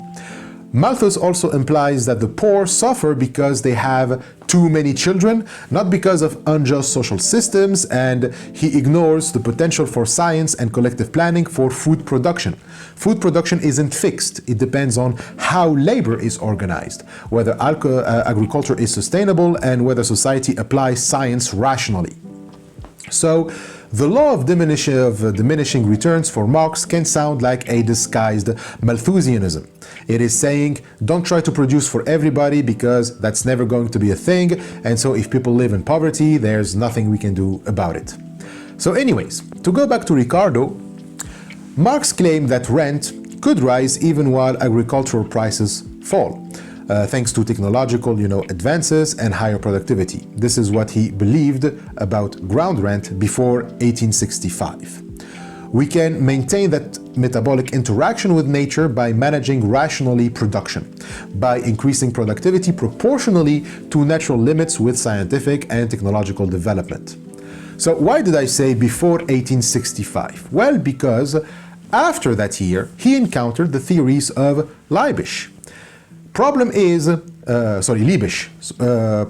Leibig, he kind of agrees with Ricardo that agricultural produce cannot continue to increase as industry does, but decreases with successive capital investment. Leibig's point starts with arguing that there is a minimum of inorganic and organic constituent components in the soil required for fertility because they nourish plants. So when essential soil nutriments are missing, you cannot have crops.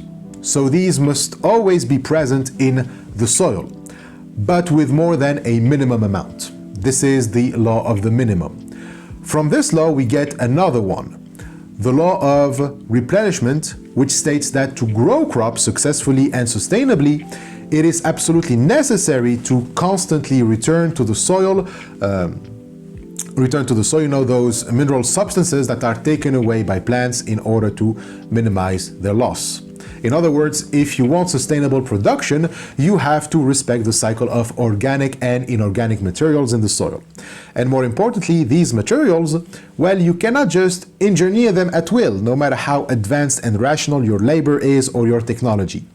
More precisely, those materials aren't just confined to be put in the soil, but they also depend on many other things like the climate, the atmosphere, including air, light, and warmth that affects, the soil and plants. These effects of nature are as important as inorganic substances in the soil. No matter how many techniques we try to use to provide the necessary nutrients in the soil, they cannot always provide them in exact proportion to labor and capital because the weathering of the soil and the absorption ability of roots and also of leaves is, physiologically restricted. You cannot, for example, force plants to absorb more than what they physiologically can. There are actual limits to what you can force soil to produce. Even if we manage to always provide the soil with nutrients by artificially introducing them via fertilizers, guano or bones, there is still, a limit to the quantity that the soil can deliver. It is not possible to aim at an infinite increase of crops on the same land. At one point, the soil will not produce more, even if on other lands there are still possibilities for proportional increases. So this looks like a restatement of Ricardian dogma of the law of diminishing return, but in reality it's not. Ricardo's law gives no actual natural causes for the exhaustion of the land, which incidentally were unknown to not just him, but any of the economists who wrote about differential rent. Leibig's theory, however, is grounded in chemistry, whereas Ricardo is just grounded in economic categories that he takes for universal. So the advantage for Marx is that since Leibig's theory is more based on actual chemistry of soils, it can be engaged with more dialectically than Ricardo's law and is, less dogmatic. What Marx was doing from the start wasn't to neglect or deny natural limits, but he argued for the possibility of technological improvement in agriculture and of modifications of natural fertility in the context of his critique of Ricardo and Malthus, and to transcend capitalism. He was saying we can do things differently and in respect with natural limits if we study it and understand it properly, and if we shift our goals towards satisfying needs instead of generating profits. We would then be able to produce abundance without fear of not producing enough for everyone or of the law of diminishing returns. What needs to be done first is replacement of mineral soil nutrients as theorized by Leibig. The main reason for soil exhaustion is not diminishing returns, as in, Ricardo's laws, but because the nutrients don't go back to the soil fast enough. That's why, each new investment leads to less returns. It's not an economic law, but it's due to the chemistry of the land itself. This is where Leibig's notion of robbery of the soil is important. Now, since the law of diminishing returns was exposed as just an economic law without nothing universal about it, some can believe that we can keep soil productivity if we can just provide the soil with those nutrients.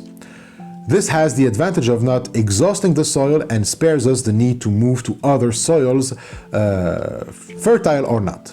In other words, we can move from extensive agriculture, where once we exhaust the soil, we move to another, to intensive agriculture, where we can keep producing on the same soil without exhausting it because, we provide it with nutrients.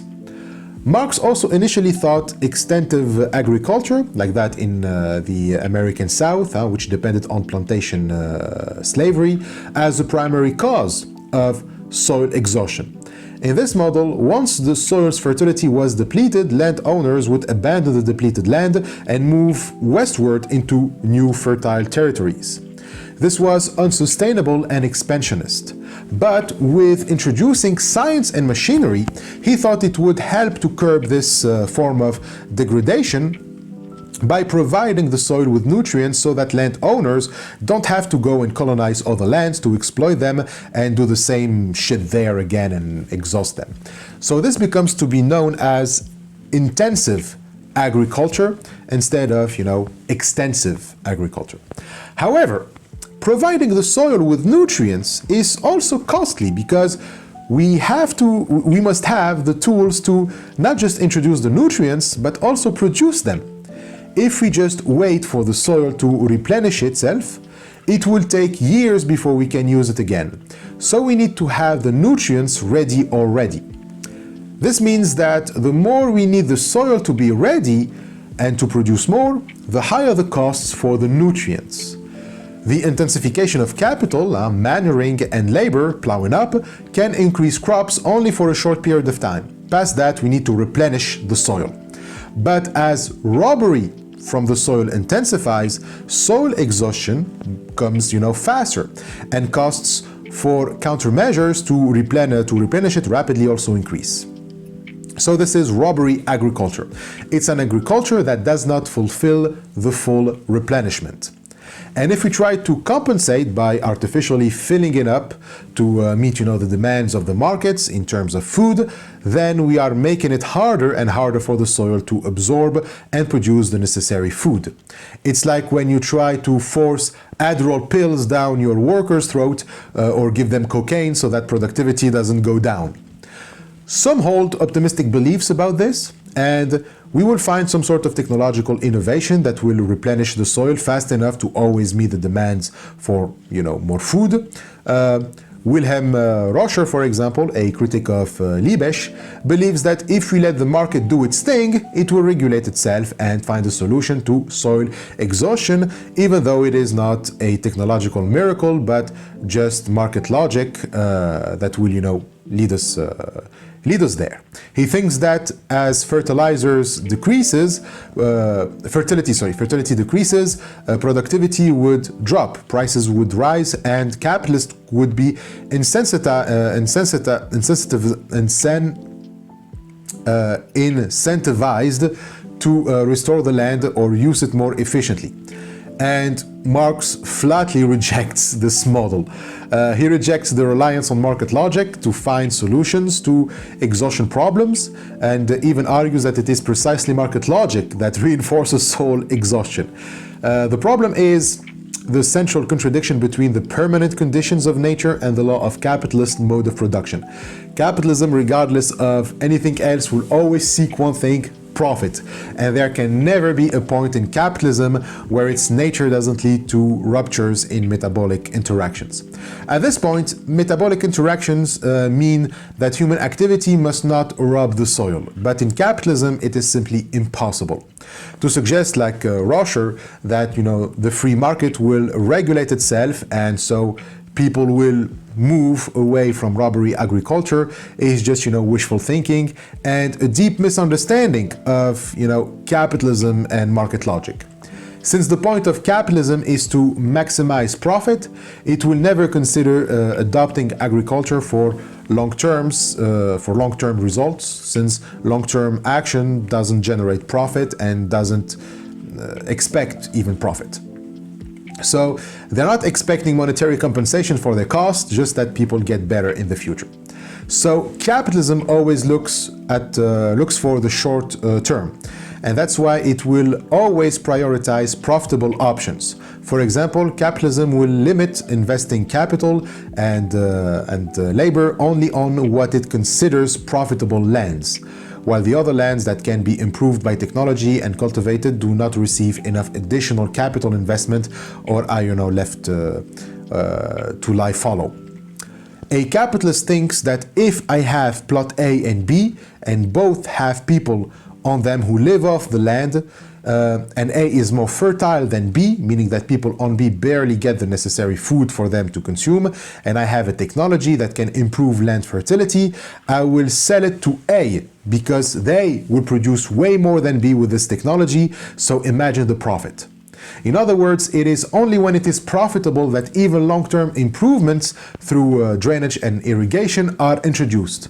Even crop rotation is criticized by Marx as a fairy tale since it doesn't fulfill the law of minimum nor avoid soil exhaustion. As a matter of fact, rotation of crops alone accelerates soil exhaustion when specific substances are not replenished in an adequate manner in the soil. This doesn't stop its proponent to keep using it since they are only interested in the short-term increase of crops, which is nothing but a cause of the rapid exhaustion. So as long as we rely on market logic, this cannot work. And therefore, if we still hold on to the belief that we can engineer soil fertility through technology, it cannot be done through the mediation of value like we explained earlier. Agriculture mustn't have the goal of maximizing profit if we just wish to begin considering solutions to soil exhaustion by introducing nutrients to the soil by, replenishing it. This is what causes metabolic rifts, which means a rupture in the metabolic interaction between humans and nature caused by the capitalist mode of production. Following Leibig, Marx concludes that capitalist agriculture, particularly focusing on intensified production, leads to ecological degradation, notably soil exhaustion. So in short, he came to see intensive agriculture reliant on chemicals and industrial machinery as even more destructive. Intensive methods promised higher yields, but at the cost of accelerated degradation of soil fertility, not its preservation. The illusion that science alone could overcome natural limits was now, for Marx, a core ideological function of capitalist rationality, which conceals its destructive tendencies behind the facade of progress. This shows the irrationality of capitalism, even in its use of science. Capitalism be like, I'm going to exhaust this land, but wait, I can use technology not to exhaust it so that I can keep exploiting it forever. So it is only after it exhausts the land that it considers the importance of science, actually. As such, science becomes just a tool at the service of ideology. When it is summoned, it is not to rationally manage agriculture, but just to intensify extraction for as long as, capitalism can afford. For example, chemical fertilizers are deployed not to enrich the soil sustainability, but to temporarily restore productivity without altering the exploitative mode of production. So this robs the soil of its long-term reproductive capacities, thus scientific agriculture becomes a means of accelerating ecological crisis under capitalism. Therefore, there is no internal capitalist mechanism that ensures long-term ecological sustainability. End of story. So here, Saito highlights what is perhaps Marx's most enduring ecological insight, the antagonism between town and country, a byproduct of capitalist development, which results in a metabolic rift, a disruption of the natural cycles of nature. So since the process of capitalism leads to peasants losing the lands that they used to work on and sustain themselves from, and drives them out towards cities, this creates a population that needs to be fed, right? But here's the problem. Nutrients also come from waste. When the peasants consume the food, they also, produce waste that goes back to the earth and replenish it. This means that consumption must take place close to the soil to replenish it. In pre-capitalist or peasant agriculture, nutrients used in food production are returned to the land through human and animal waste. However, under capitalism, agriculture is separated from consumption. Food grown in rural areas is transported to urban centers, and so waste is not returned to the soil but discarded in urban sewage, in sewage systems, or dumped into rivers. So nutrients are permanently lost to the countryside, depleting rural soils and polluting cities. This is precisely what capitalism does. It keeps wasting the nutrients necessary for sustainable agriculture, and there is no way around it. Capitalism is just wasteful, period. It destroys everything in the name of wealth, including the conditions of wealth. Again, this is its irrationality.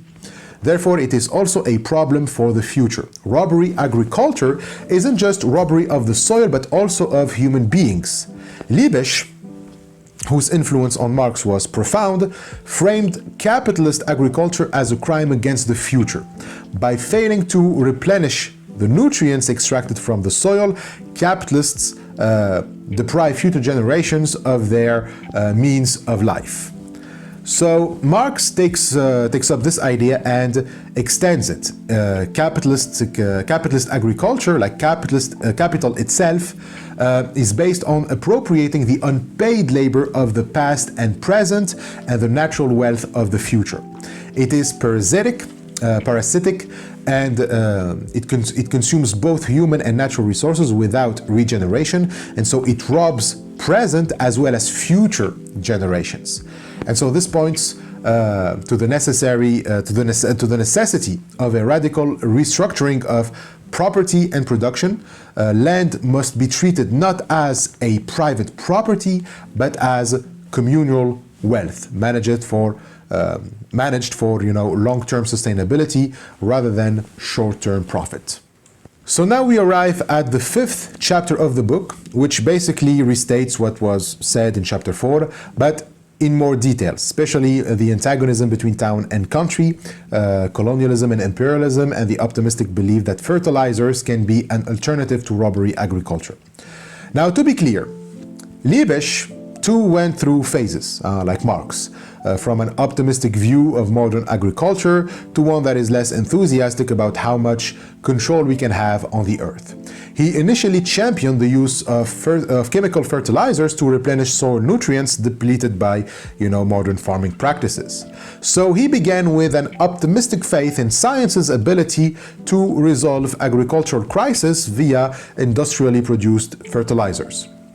But by the 1860s, he became increasingly critical of the unrestrained exploitation of soil nutrients, warning that without careful replenishment, modern agriculture was committing a crime against future generations. We just mentioned that. Marx too was initially indifferent to agricultural chemistry, but then he recognized that Leibig's critique of soil exhaustion aligned with his own concerns about capitalist production's disregard for long-term sustainability. And as we said, farmers in capitalism don't care about sustainability since they all care about short-term profitability. They'll always be looking for the least costly alternative to produce without regards to soil exhaustion, allows you to cut costs and so raise profits. Long-term sustainability, however, will require higher costs and so loss in profits. So in the case of antagonism between town and country, getting back the waste to the country would increase the cost of agricultural production. The waste of urban manure, a product of population concentration in cities like London, is emblematic of the system's failure to sustain a closer loop between consumption and production.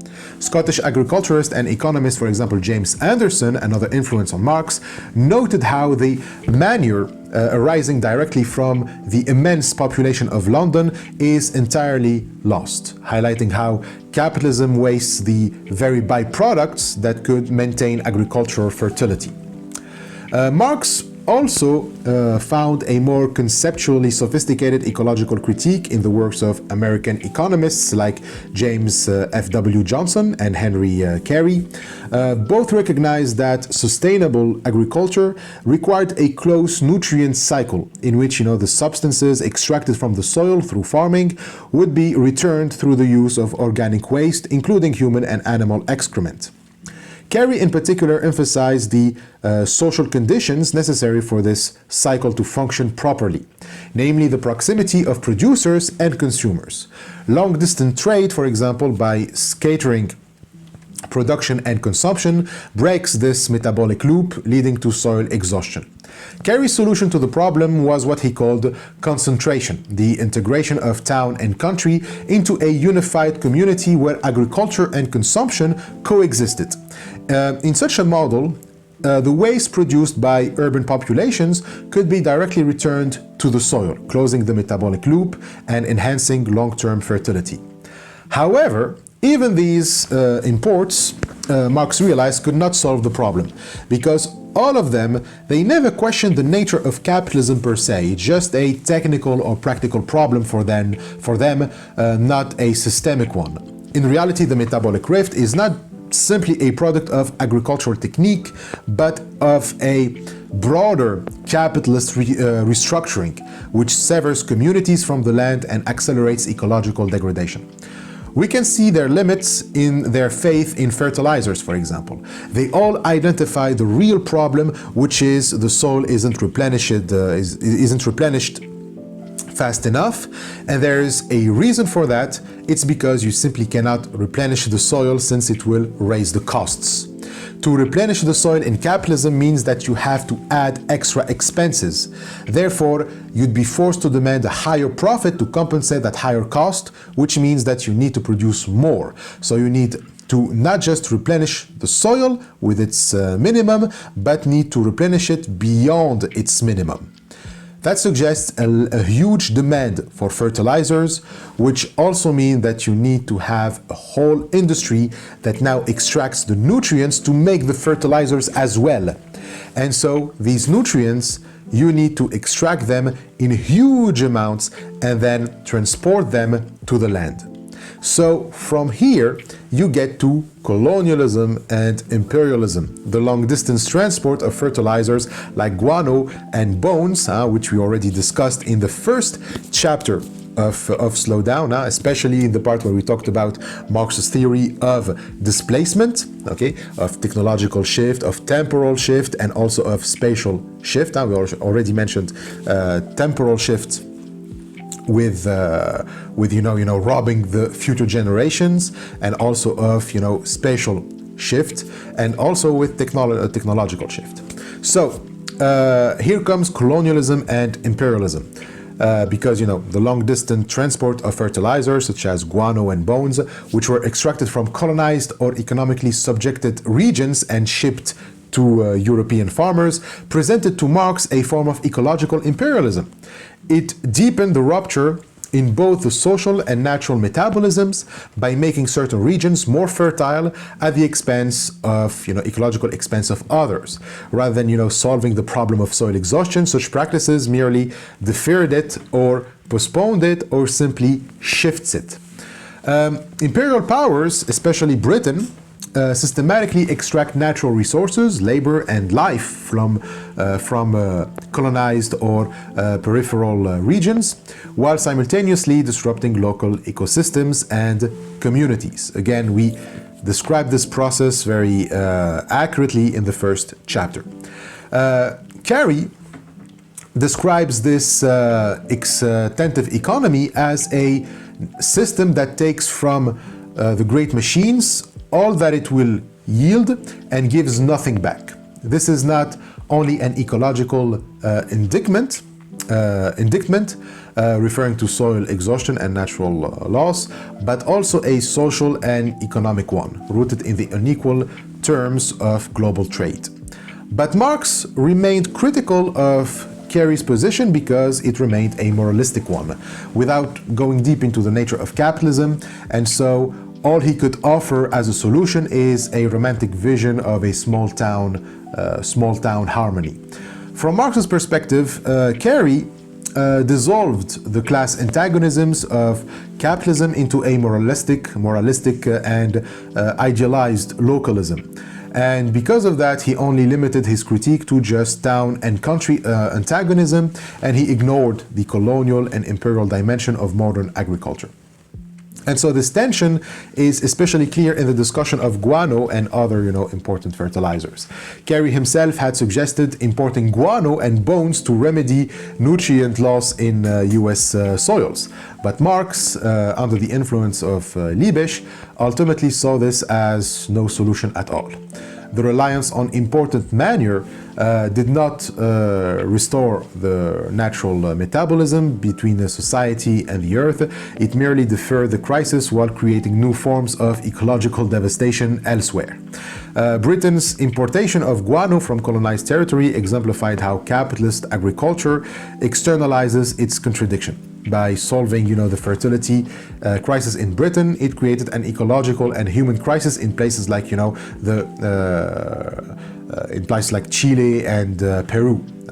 So it involves the plundering of finite. So it involved the plundering of finite natural resources and the destruction of indigenous ecosystems. Guano, as you remember, is bird waste that can be used as a fertilizer.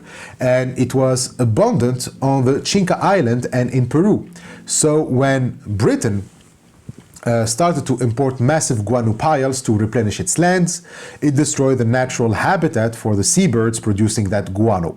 So the amount of guano was rapidly depleting, which even the local populations could no longer use for their own agriculture. And of course, the extraction of guano was made by exploited labor, including enslaved Chinese, by the way, Chinese indentured workers. And when the locals rebelled against this, well, they were met with violent oppression, as you can guess. So the guano trade culminated in armed conflicts like the Chincha Islands War and the War of the Pacific, revealing the geopolitical violence required to sustain a capitalist agriculture. And we already covered, those wars when we discussed them in the first chapter. As guano reserves diminished and seabirds' populations collapsed, the illusion of sustainability evaporated, exposing the deeply unsustainable character of the system. And so Marx, according to Saito, identifies here a vicious cycle. The scarcer the natural resources, the more violently imperialism seeks to extract them, leading to further depletion. And so this intensification of extraction driven by capitalist competition and accumulation not only exhausts natural wealth, but also degrades human and social life. In England, for example, the inorganic substances imported as fertilizers are ultimately flushed into the Thames as waste, contributing to public health crises like in cities like London. And so the system's circularity, import, use and discard, import, use and discard, import, use and discard, it functions only from the narrow logic of capital accumulation, not ecological regeneration. The Irish case offers a particularly poignant example of ecological imperialism. So, through violent land enclosures, British landlords transformed Irish agriculture into a pasture-based, rent-maximizing system that marginalized native food production. So the result was not agricultural improvement, but depopulation, immigration, and physiological and psychological deterioration of the Irish people. Moreover, the transformation of the Irish ecosystem, like that in other colonies, served capital, but it didn't serve the people or the animals involved, since they had to grow in meat and in fat, which also generated a wasteful use of water and resources. So when Marx was studying these new systems of breeding, of selecting and feeding of livestock, he wrote in his notebooks that characterized by precocity in entirely sickliness, want of bones, a lot of development of fat and flesh, etc. All these are artificial products, disgusting. So that's how he describes that's how he describes these new systems of breedings of animals on these pasture lands in Ireland, when Ireland was turned into a British colony. So in India too suffered from colonial experiments that dismantled, traditional communities, and it dissolved the integration of agriculture and industry. And it devastated, ecological management systems such as state-run irrigation and drainage. And so this neglect led directly to disasters like the 1866 Orissa famine, demonstrating how colonial modernization imposed ecological vulnerabilities on already fragile systems. We will go back to these issues, in other chapters from Slow Down, but we already covered them, as I said, when we talked about the Guano Wars and also Marx's views on India. Will be very interesting because we will go back to that in the fourth chapter. Because we will find some ambivalences there. So Marx saw in the faith in chemical fertilizers a very dangerous over-evaluation of technological fixes detached from ecological realities. And so this arrogance, in Marx's view, was a hallmark of capitalist science, which treated nature as a passive and pliable, ready to be molded according to human desires. And the concept of metabolic rift is Marx's way of theorizing this contradiction. Capitalism disrupts the natural cycles of nutrient exchange between humans and the earth, which creates an unsustainable condition that no amount of chemical input can ultimately fix. And so this gives Marx a clearer vision of what communist society would look like. It's a society in which metabolic rifts don't exist, so it is ecological at the core. It is a society that accepts certain natural limits, but unlike Ricardo and Malthus, those limits aren't, fixed or unsurmountable. Rather, Marx envisioned a rational agriculture which will be possible only under communism. Even with intensive use of chemical fertilizers, capitalist agriculture accelerates long-term soil degradation, precisely because it is driven by short-term profit and not ecological balance. So for Marx, the solution lies not in technical fixes alone, but in radical transformation of the relations of production. Only through a collective, conscious reorganization of society's metabolic interaction with nature can the damage be repaired. So this vision is not anti-technology. Marx, as Saito makes clear, recognizes the positive potential of modern science and technology, which could free human beings from, unnecessary toil and create the material basis for a new kind of society, the realm of freedom. In such a society, humans can reshape their environment more freely, but always within the bounds of nature's own laws and dynamics. There is no fantasy of domination or total control. Nature is not, abolished, but is rationally engaged with. So communist society then does not eliminate the realm of necessity, that is the need to produce and reproduce the material conditions of life, but it reorganizes this realm according to collective rationality. Marx further distinguishes between necessary labor and truly free activity. The realm of freedom only begins beyond necessity, beyond the minimum required to sustain life. But this freedom can only flourish if the metabolic relation to nature is first made rational, when the working day shortened accordingly. In other words, ecological sustainability and human emancipation are inseparable. There is no utopian rupture between necessity and freedom. Instead, freedom emerges through and from a rationalized organization or rationally organized engagement with necessity.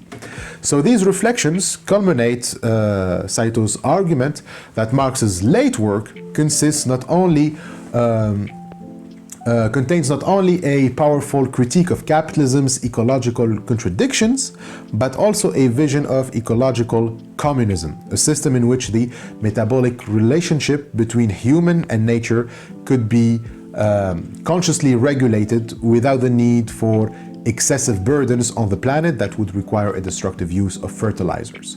This rationality would not rest on dominating nature, but on understanding and cooperating with its laws to ensure, long-term sustainability for future generations.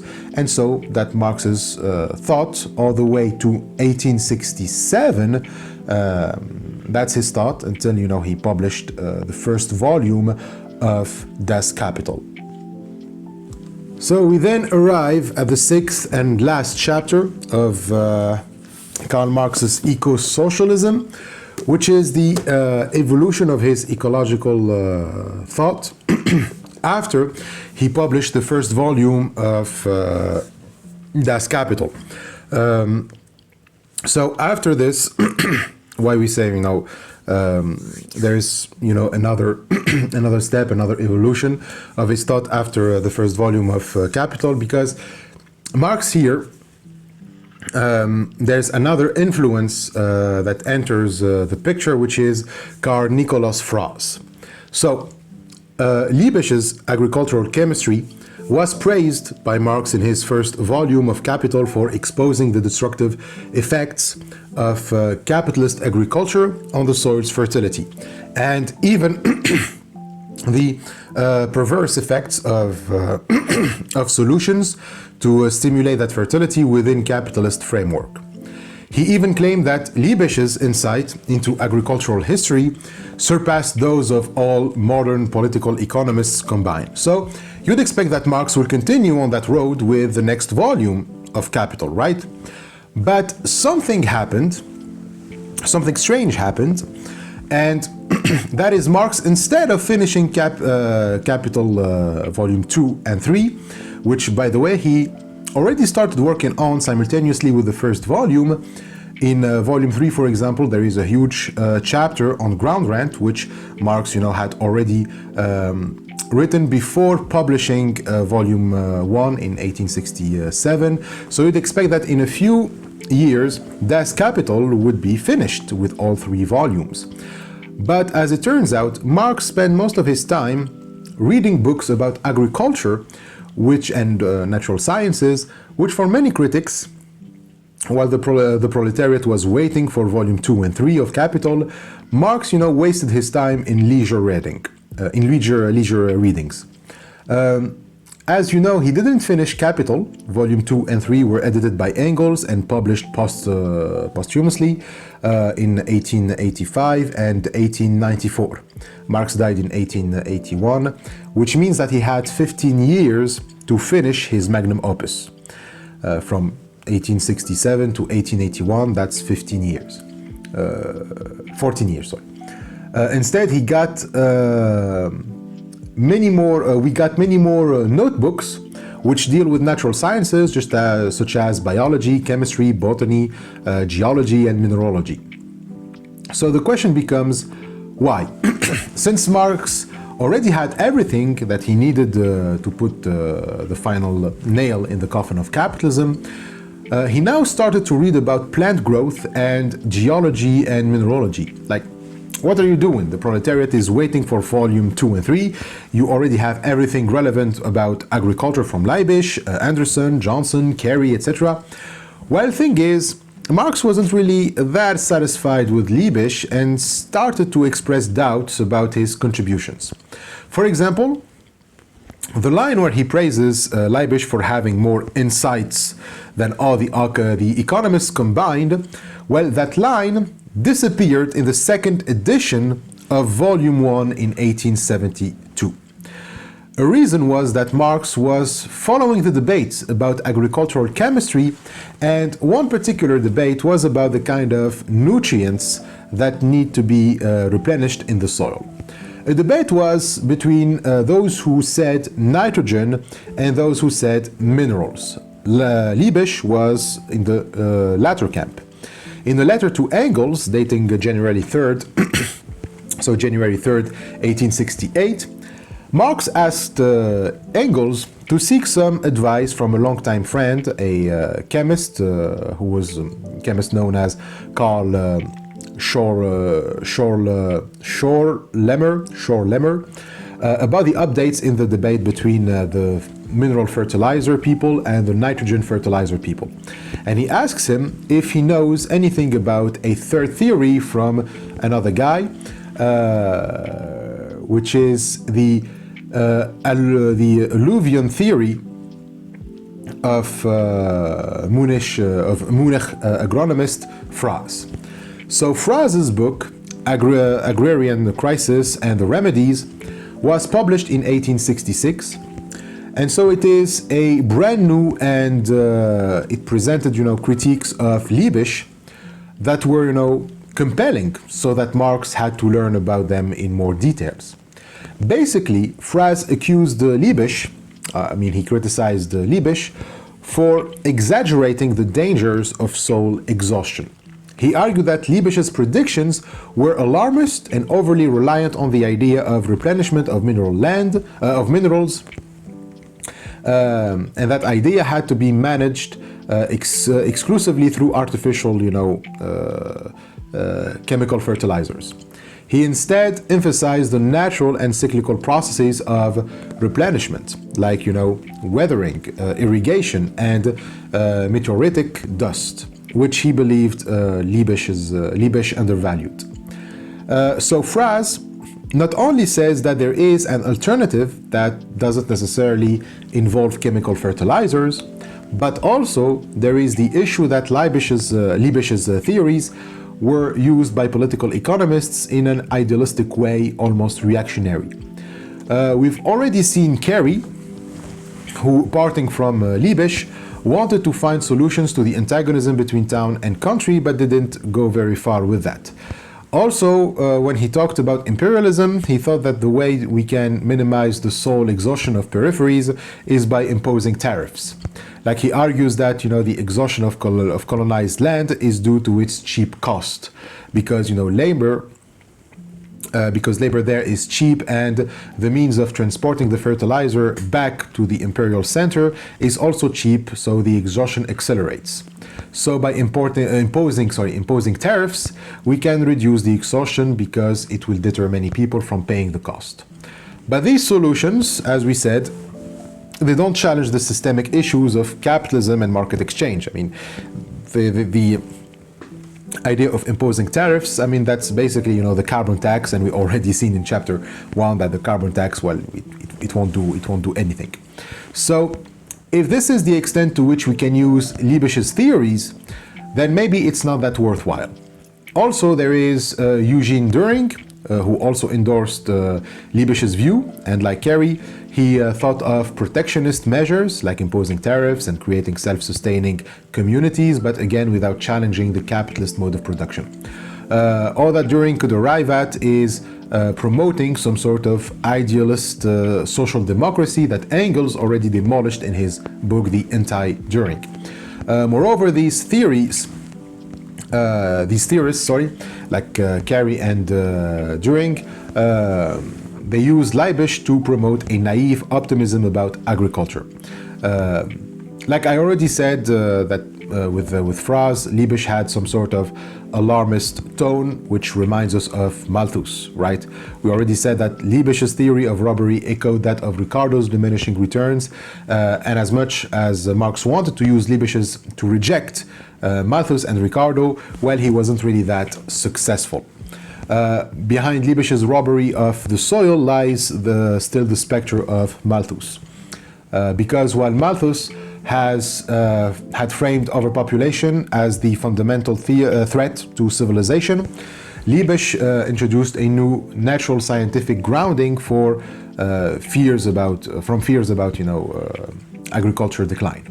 The robbery system of capitalist farming that stripped the soil of nutrients without replenishment, this made Malthusian fears appear more credible to 19th century economists and agronomists. Liebig predicted catastrophic outcomes, like including war and mass starvation, if the law of replenishment continued to be ignored. He even warned that the depletion of guano reserves would lead nations into permanent warfare for survival, anticipating something close to a natural limit argument. So this pessimism edged towards Malthus's own theory of absolute overpopulation, even if Liebig didn't explicitly endorse Malthusianism. So Carey and Düring too were critical about this. They suspected the specter of Malthusianism, and so they wanted to say that there is no such thing as natural limits, and with the right technology we can transcend robbery agriculture. So Carey and Düring ended up promoting this naive optimism and faith in science. If it's not fertilizers, don't worry, science will find another miracle technology to fix this mess. So Marx was between these two poles, Malthusianism or naive optimism. And this is where Liebig ultimately leads. So he wanted to learn more about Franz, since his theory seems to avoid the dilemma between naive optimism and Malthusianism. So he started reading everything he could find by Franz, in which he claims to have found an unconscious socialist tendency. He points to that in a letter to Engels on March 25th, 1868, where he told him that Franz's conclusion is that civilization, when it proceeds in natural growth and is not consciously, controlled, leaves deserts behind it, like Persia, Mesopotamia, and Greece, etc. So here, what prevents robbery is consciously controlled cultivation, which is what socialism is.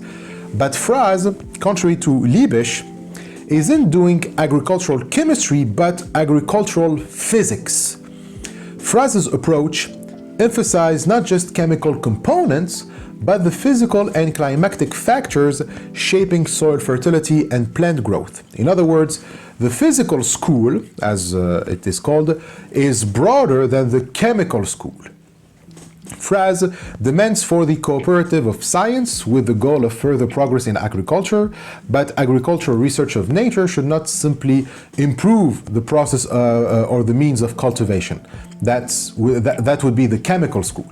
Instead, it should investigate phenomena in its entirety, meaning the meteorological and climatic effects on the formation of soils and on plant growth. Franz argued that plants absorb nutrients only when those nutrients are dissolved in the soil. This process in turn depends on climatic conditions like temperature, humidity, and seasonal rainfall. In contrast, Liebig's mineral theory assumed that as long as the right chemicals were present, crops would thrive. And Franz, he showed this was too simplistic. In many cases, minerals existed in the soil but couldn't be taken up by plants due to certain constraints in the climate. So here, the critique of capitalism also broadens, because clearly you cannot just fix the metabolic rift through technological fixes like synthetic fertilizers. This then puts capitalism in a very bad situation, because technological fixes were the only things that it can do to keep productivity rising. But now it turns out not only it is destructive, it is not that sufficient either. And so Franz's insight is now, if capitalism wants to keep the soil producing as much as it hopes, it must now even control the climate. It must also engineer the climate, not just the soil. And so according to him, under favorable climatic conditions, cultivation can take place without exhausting even the soil nutrients that plants absorb because they would be returned to the soil by humans. But that means that you must have a favorable climatic conditions, and that is something you cannot engineer unless you are willing to destroy the planet more rapidly for the sake of maintaining profits. So that's why Fraz turned to traditional agriculture under tropical or subtropical conditions of climate. He realized that there, agriculture is often sustainable.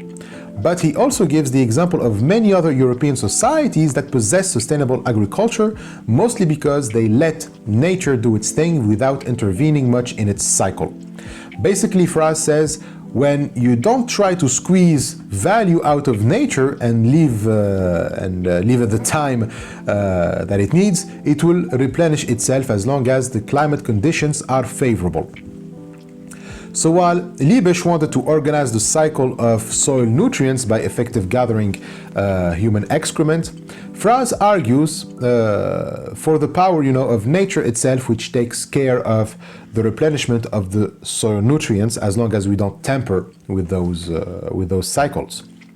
While Leibig thinks of the supply of mineral substances by human hands as essential, Fraz's vision of sustainable agriculture emphasizes the power of nature and the metabolic cycle based on it. So for Fraz, we have enough evidence from the world to counter the alarming tone of Leibig's soil exhaustion and thus circumvent Malthusianism.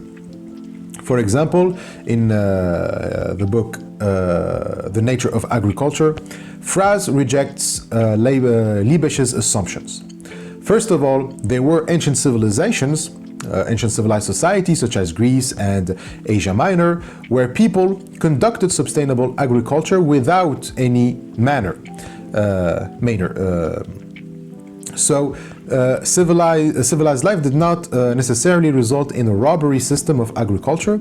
And secondly, even if farmers sell their products in the market, they also receive various materials used for the replenishment of soil nutrients from brewery, distillery, and lime kiln. And thirdly, he points to forestry, where people cultivate forests to support their agriculture. In those practices, robbery, for example, doesn't exist.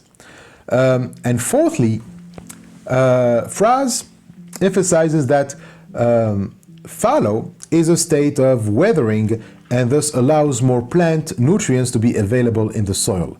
But Leibig underestimates its importance.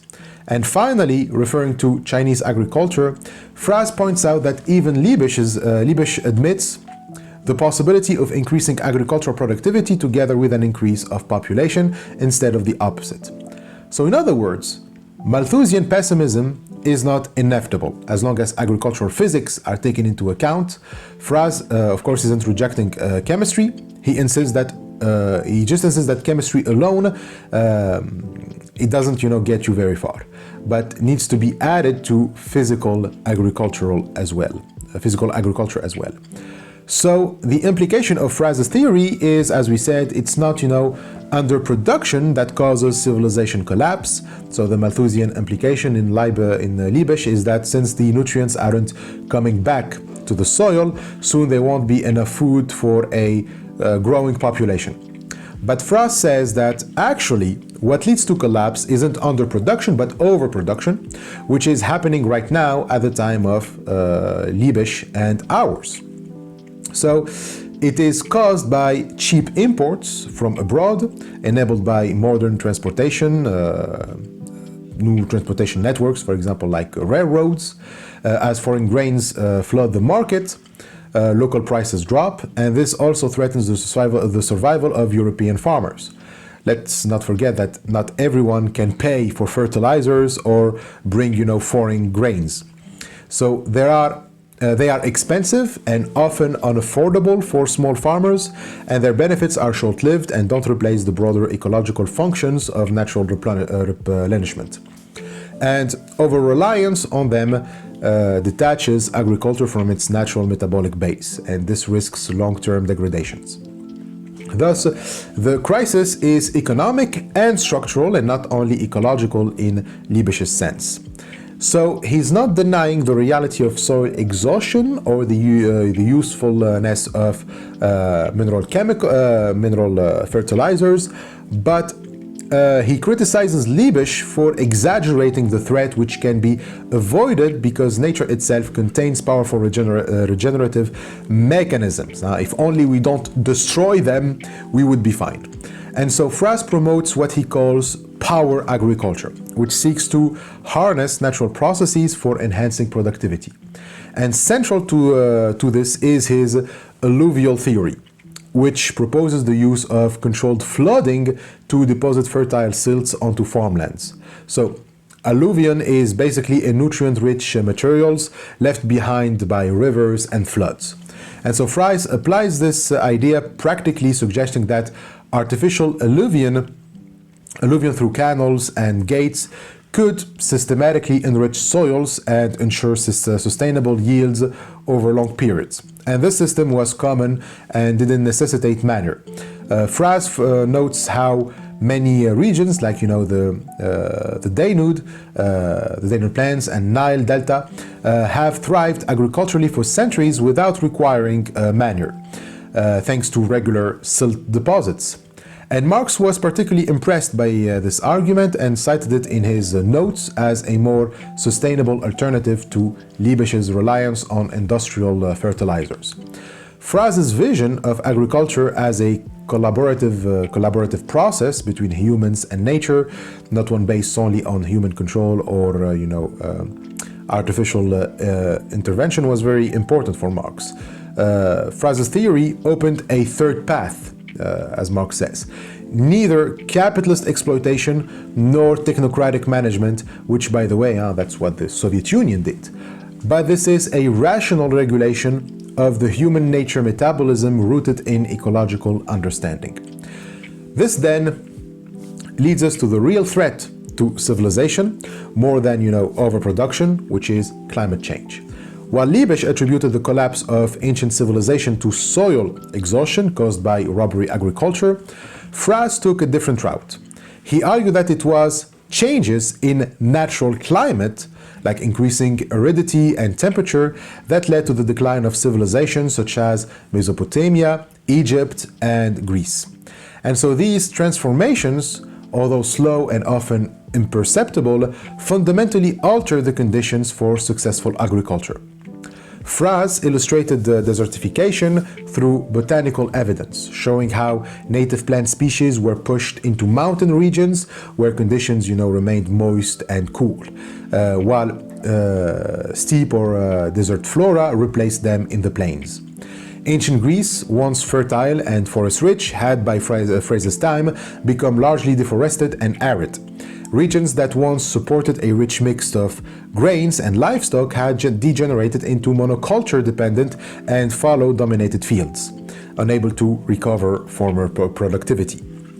He observed similar ecological deterioration in Egypt and Mesopotamia, where areas once called the Garden of the World had turned to salt-infused barren lands.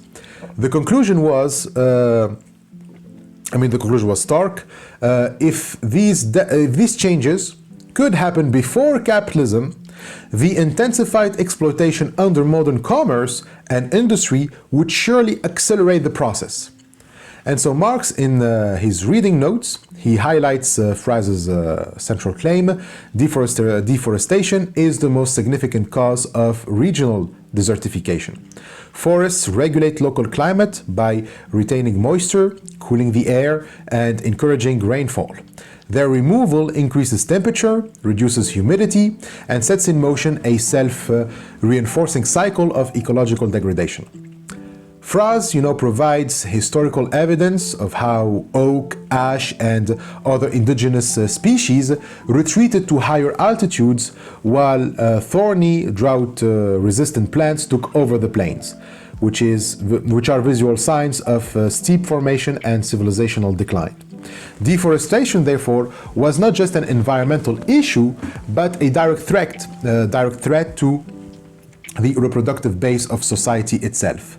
And so based on this, in his notebooks after 1868, Marx began to see that social production depends on the natural world not only for inputs, but for the conditions of its continued existence.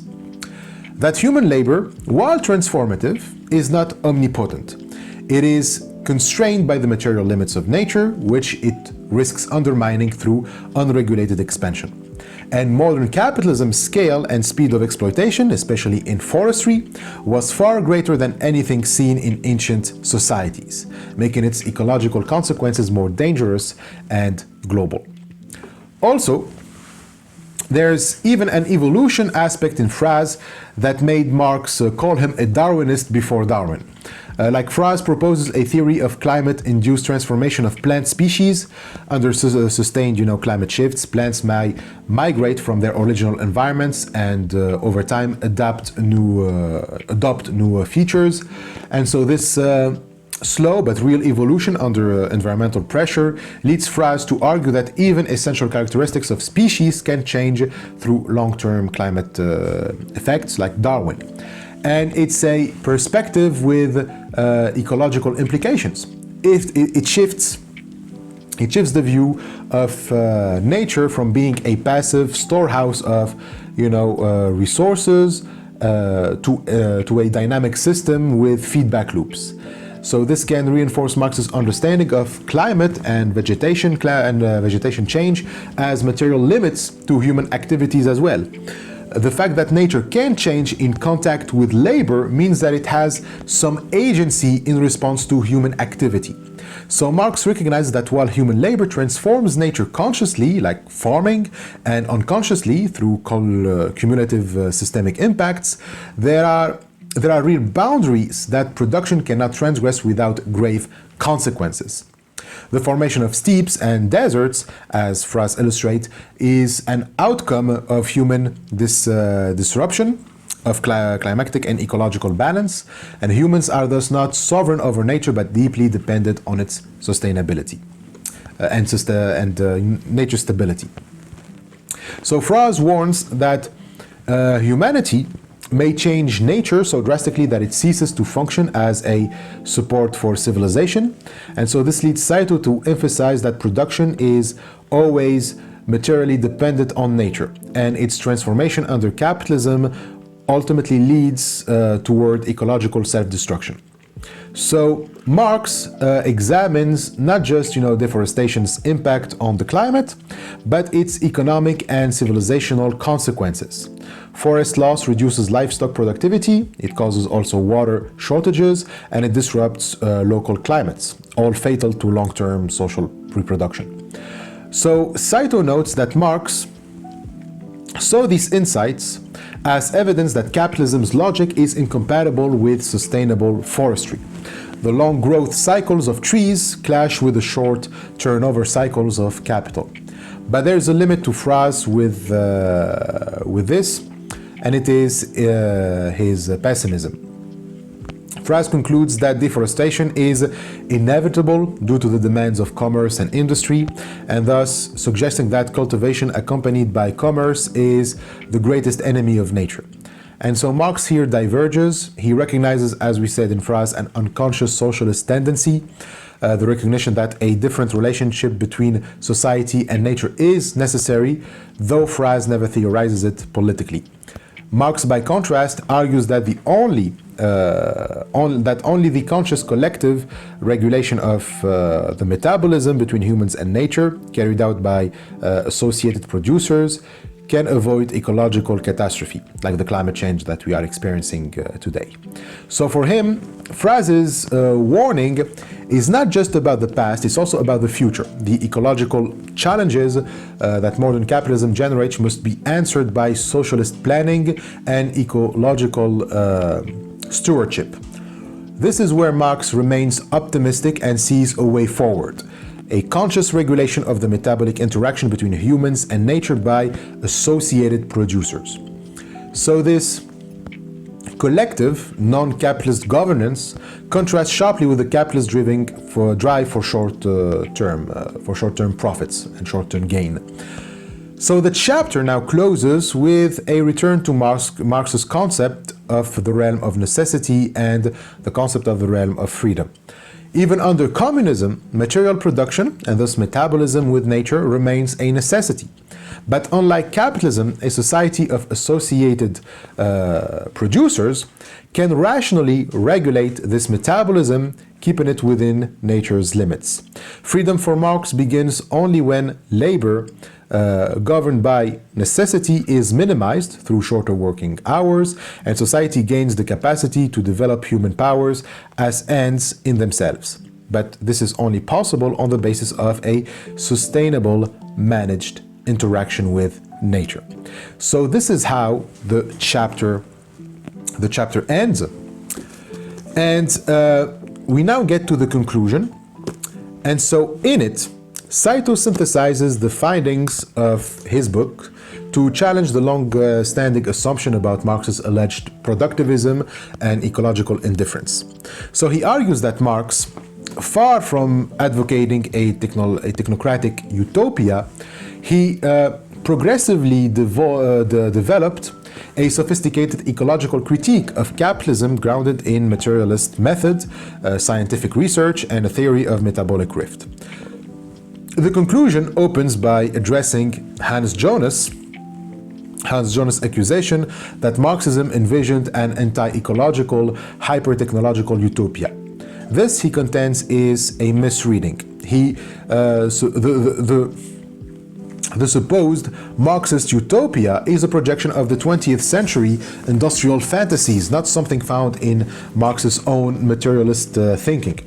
With the collapse of really existing socialism, there is now a chance to read Marx anew, freed from dogma and all of it, and it's all based on, you know, the mega project, the Marx and Engels Gesamtausgabe. Again, I'm butchering everything in German. I think I also butchered a lot of names and nouns in English as well. But anyway, so especially the fourth part of the Mega, where we now have, you know, the newly published manuscripts of Marx containing most of his ecological thought.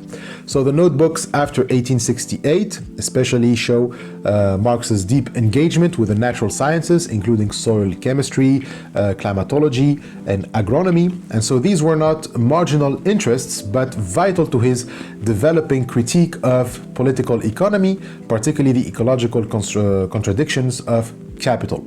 Saito reaffirms that Marx's concept of metabolism, the exchange between humans and nature, provides a theoretical foundation for understanding how capitalism disrupts natural cycles. The value form, which governs capitalist production, cannot maintain a sustainable interaction with nature. Instead, it necessarily generates rifts in material reproduction.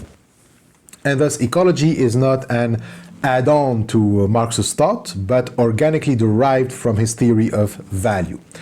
We have also seen that Marx's understanding of climate change also evolved. In the early Communist Manifesto, he saw economic crisis as spark for revolution, but after the failures of 1848 and the resilience of capitalism during the crisis of 1857 and 58, Marx emphasized a gradual struggle through unions, social reforms, and sustainable regulation of metabolisms. And so the struggle against reification extends from labor to nature itself, calling for the abolition of private and wage labor and the restoration of rational control over human-nature relations. We saw that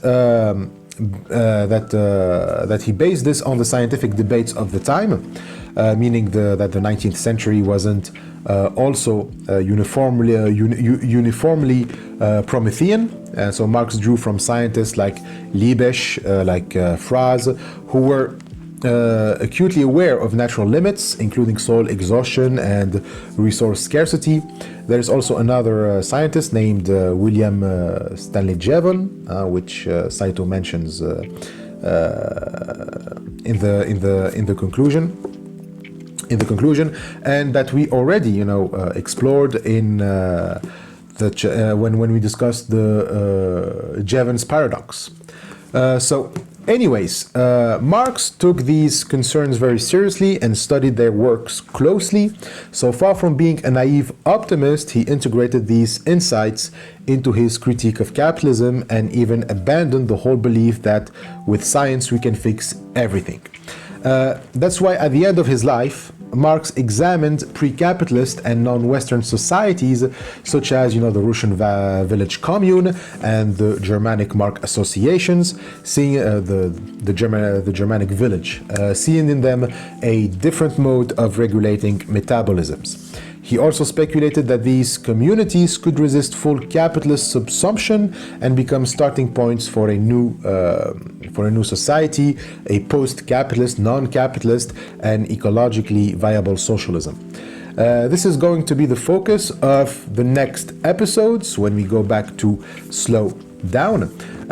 Because, we didn't talk about degrowth communism in this. This stops at the eco-socialist phrase.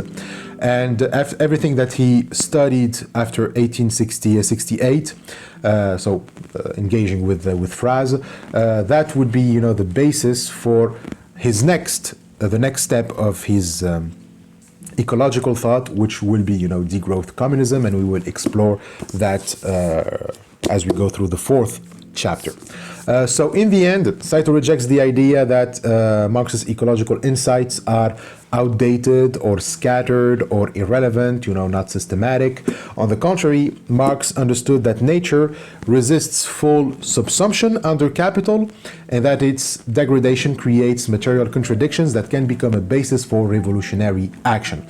We cannot do the revolution unless we are ecological. And so his analysis of the limits of capitalist valorization, especially with respect to ecological destruction, remains vital. Rather than, forget Marx, like Himmler provocatively declared, the final imperative is Marx lives. And this is how we reach the end of this episode about Marx's eco-socialism. Now, this last period of his life, after 1868, Marx didn't, he didn't give us a theory of what communism should be or looks like, since he died before finishing Capital, as I said. But it is in that period that Saito calls his degrowth communism period, and it is, in that last period that that follows his eco-socialist period that is going to be important for us for the fourth chapter in Slow Down. Now, with this book finally in the background, we can now go back to our close reading of the Degrowth Manifesto, and so we will go back to it next week. We are going to read from perhaps the most important chapter in the book, which is the fourth chapter, Marx in the Anthropocene. That's it. I hope that you enjoyed this video and that you found it very interesting. As always, please subscribe, like the video, leave a comment, share it. And as always, I will see you. Thank you for watching, and I will see you next time.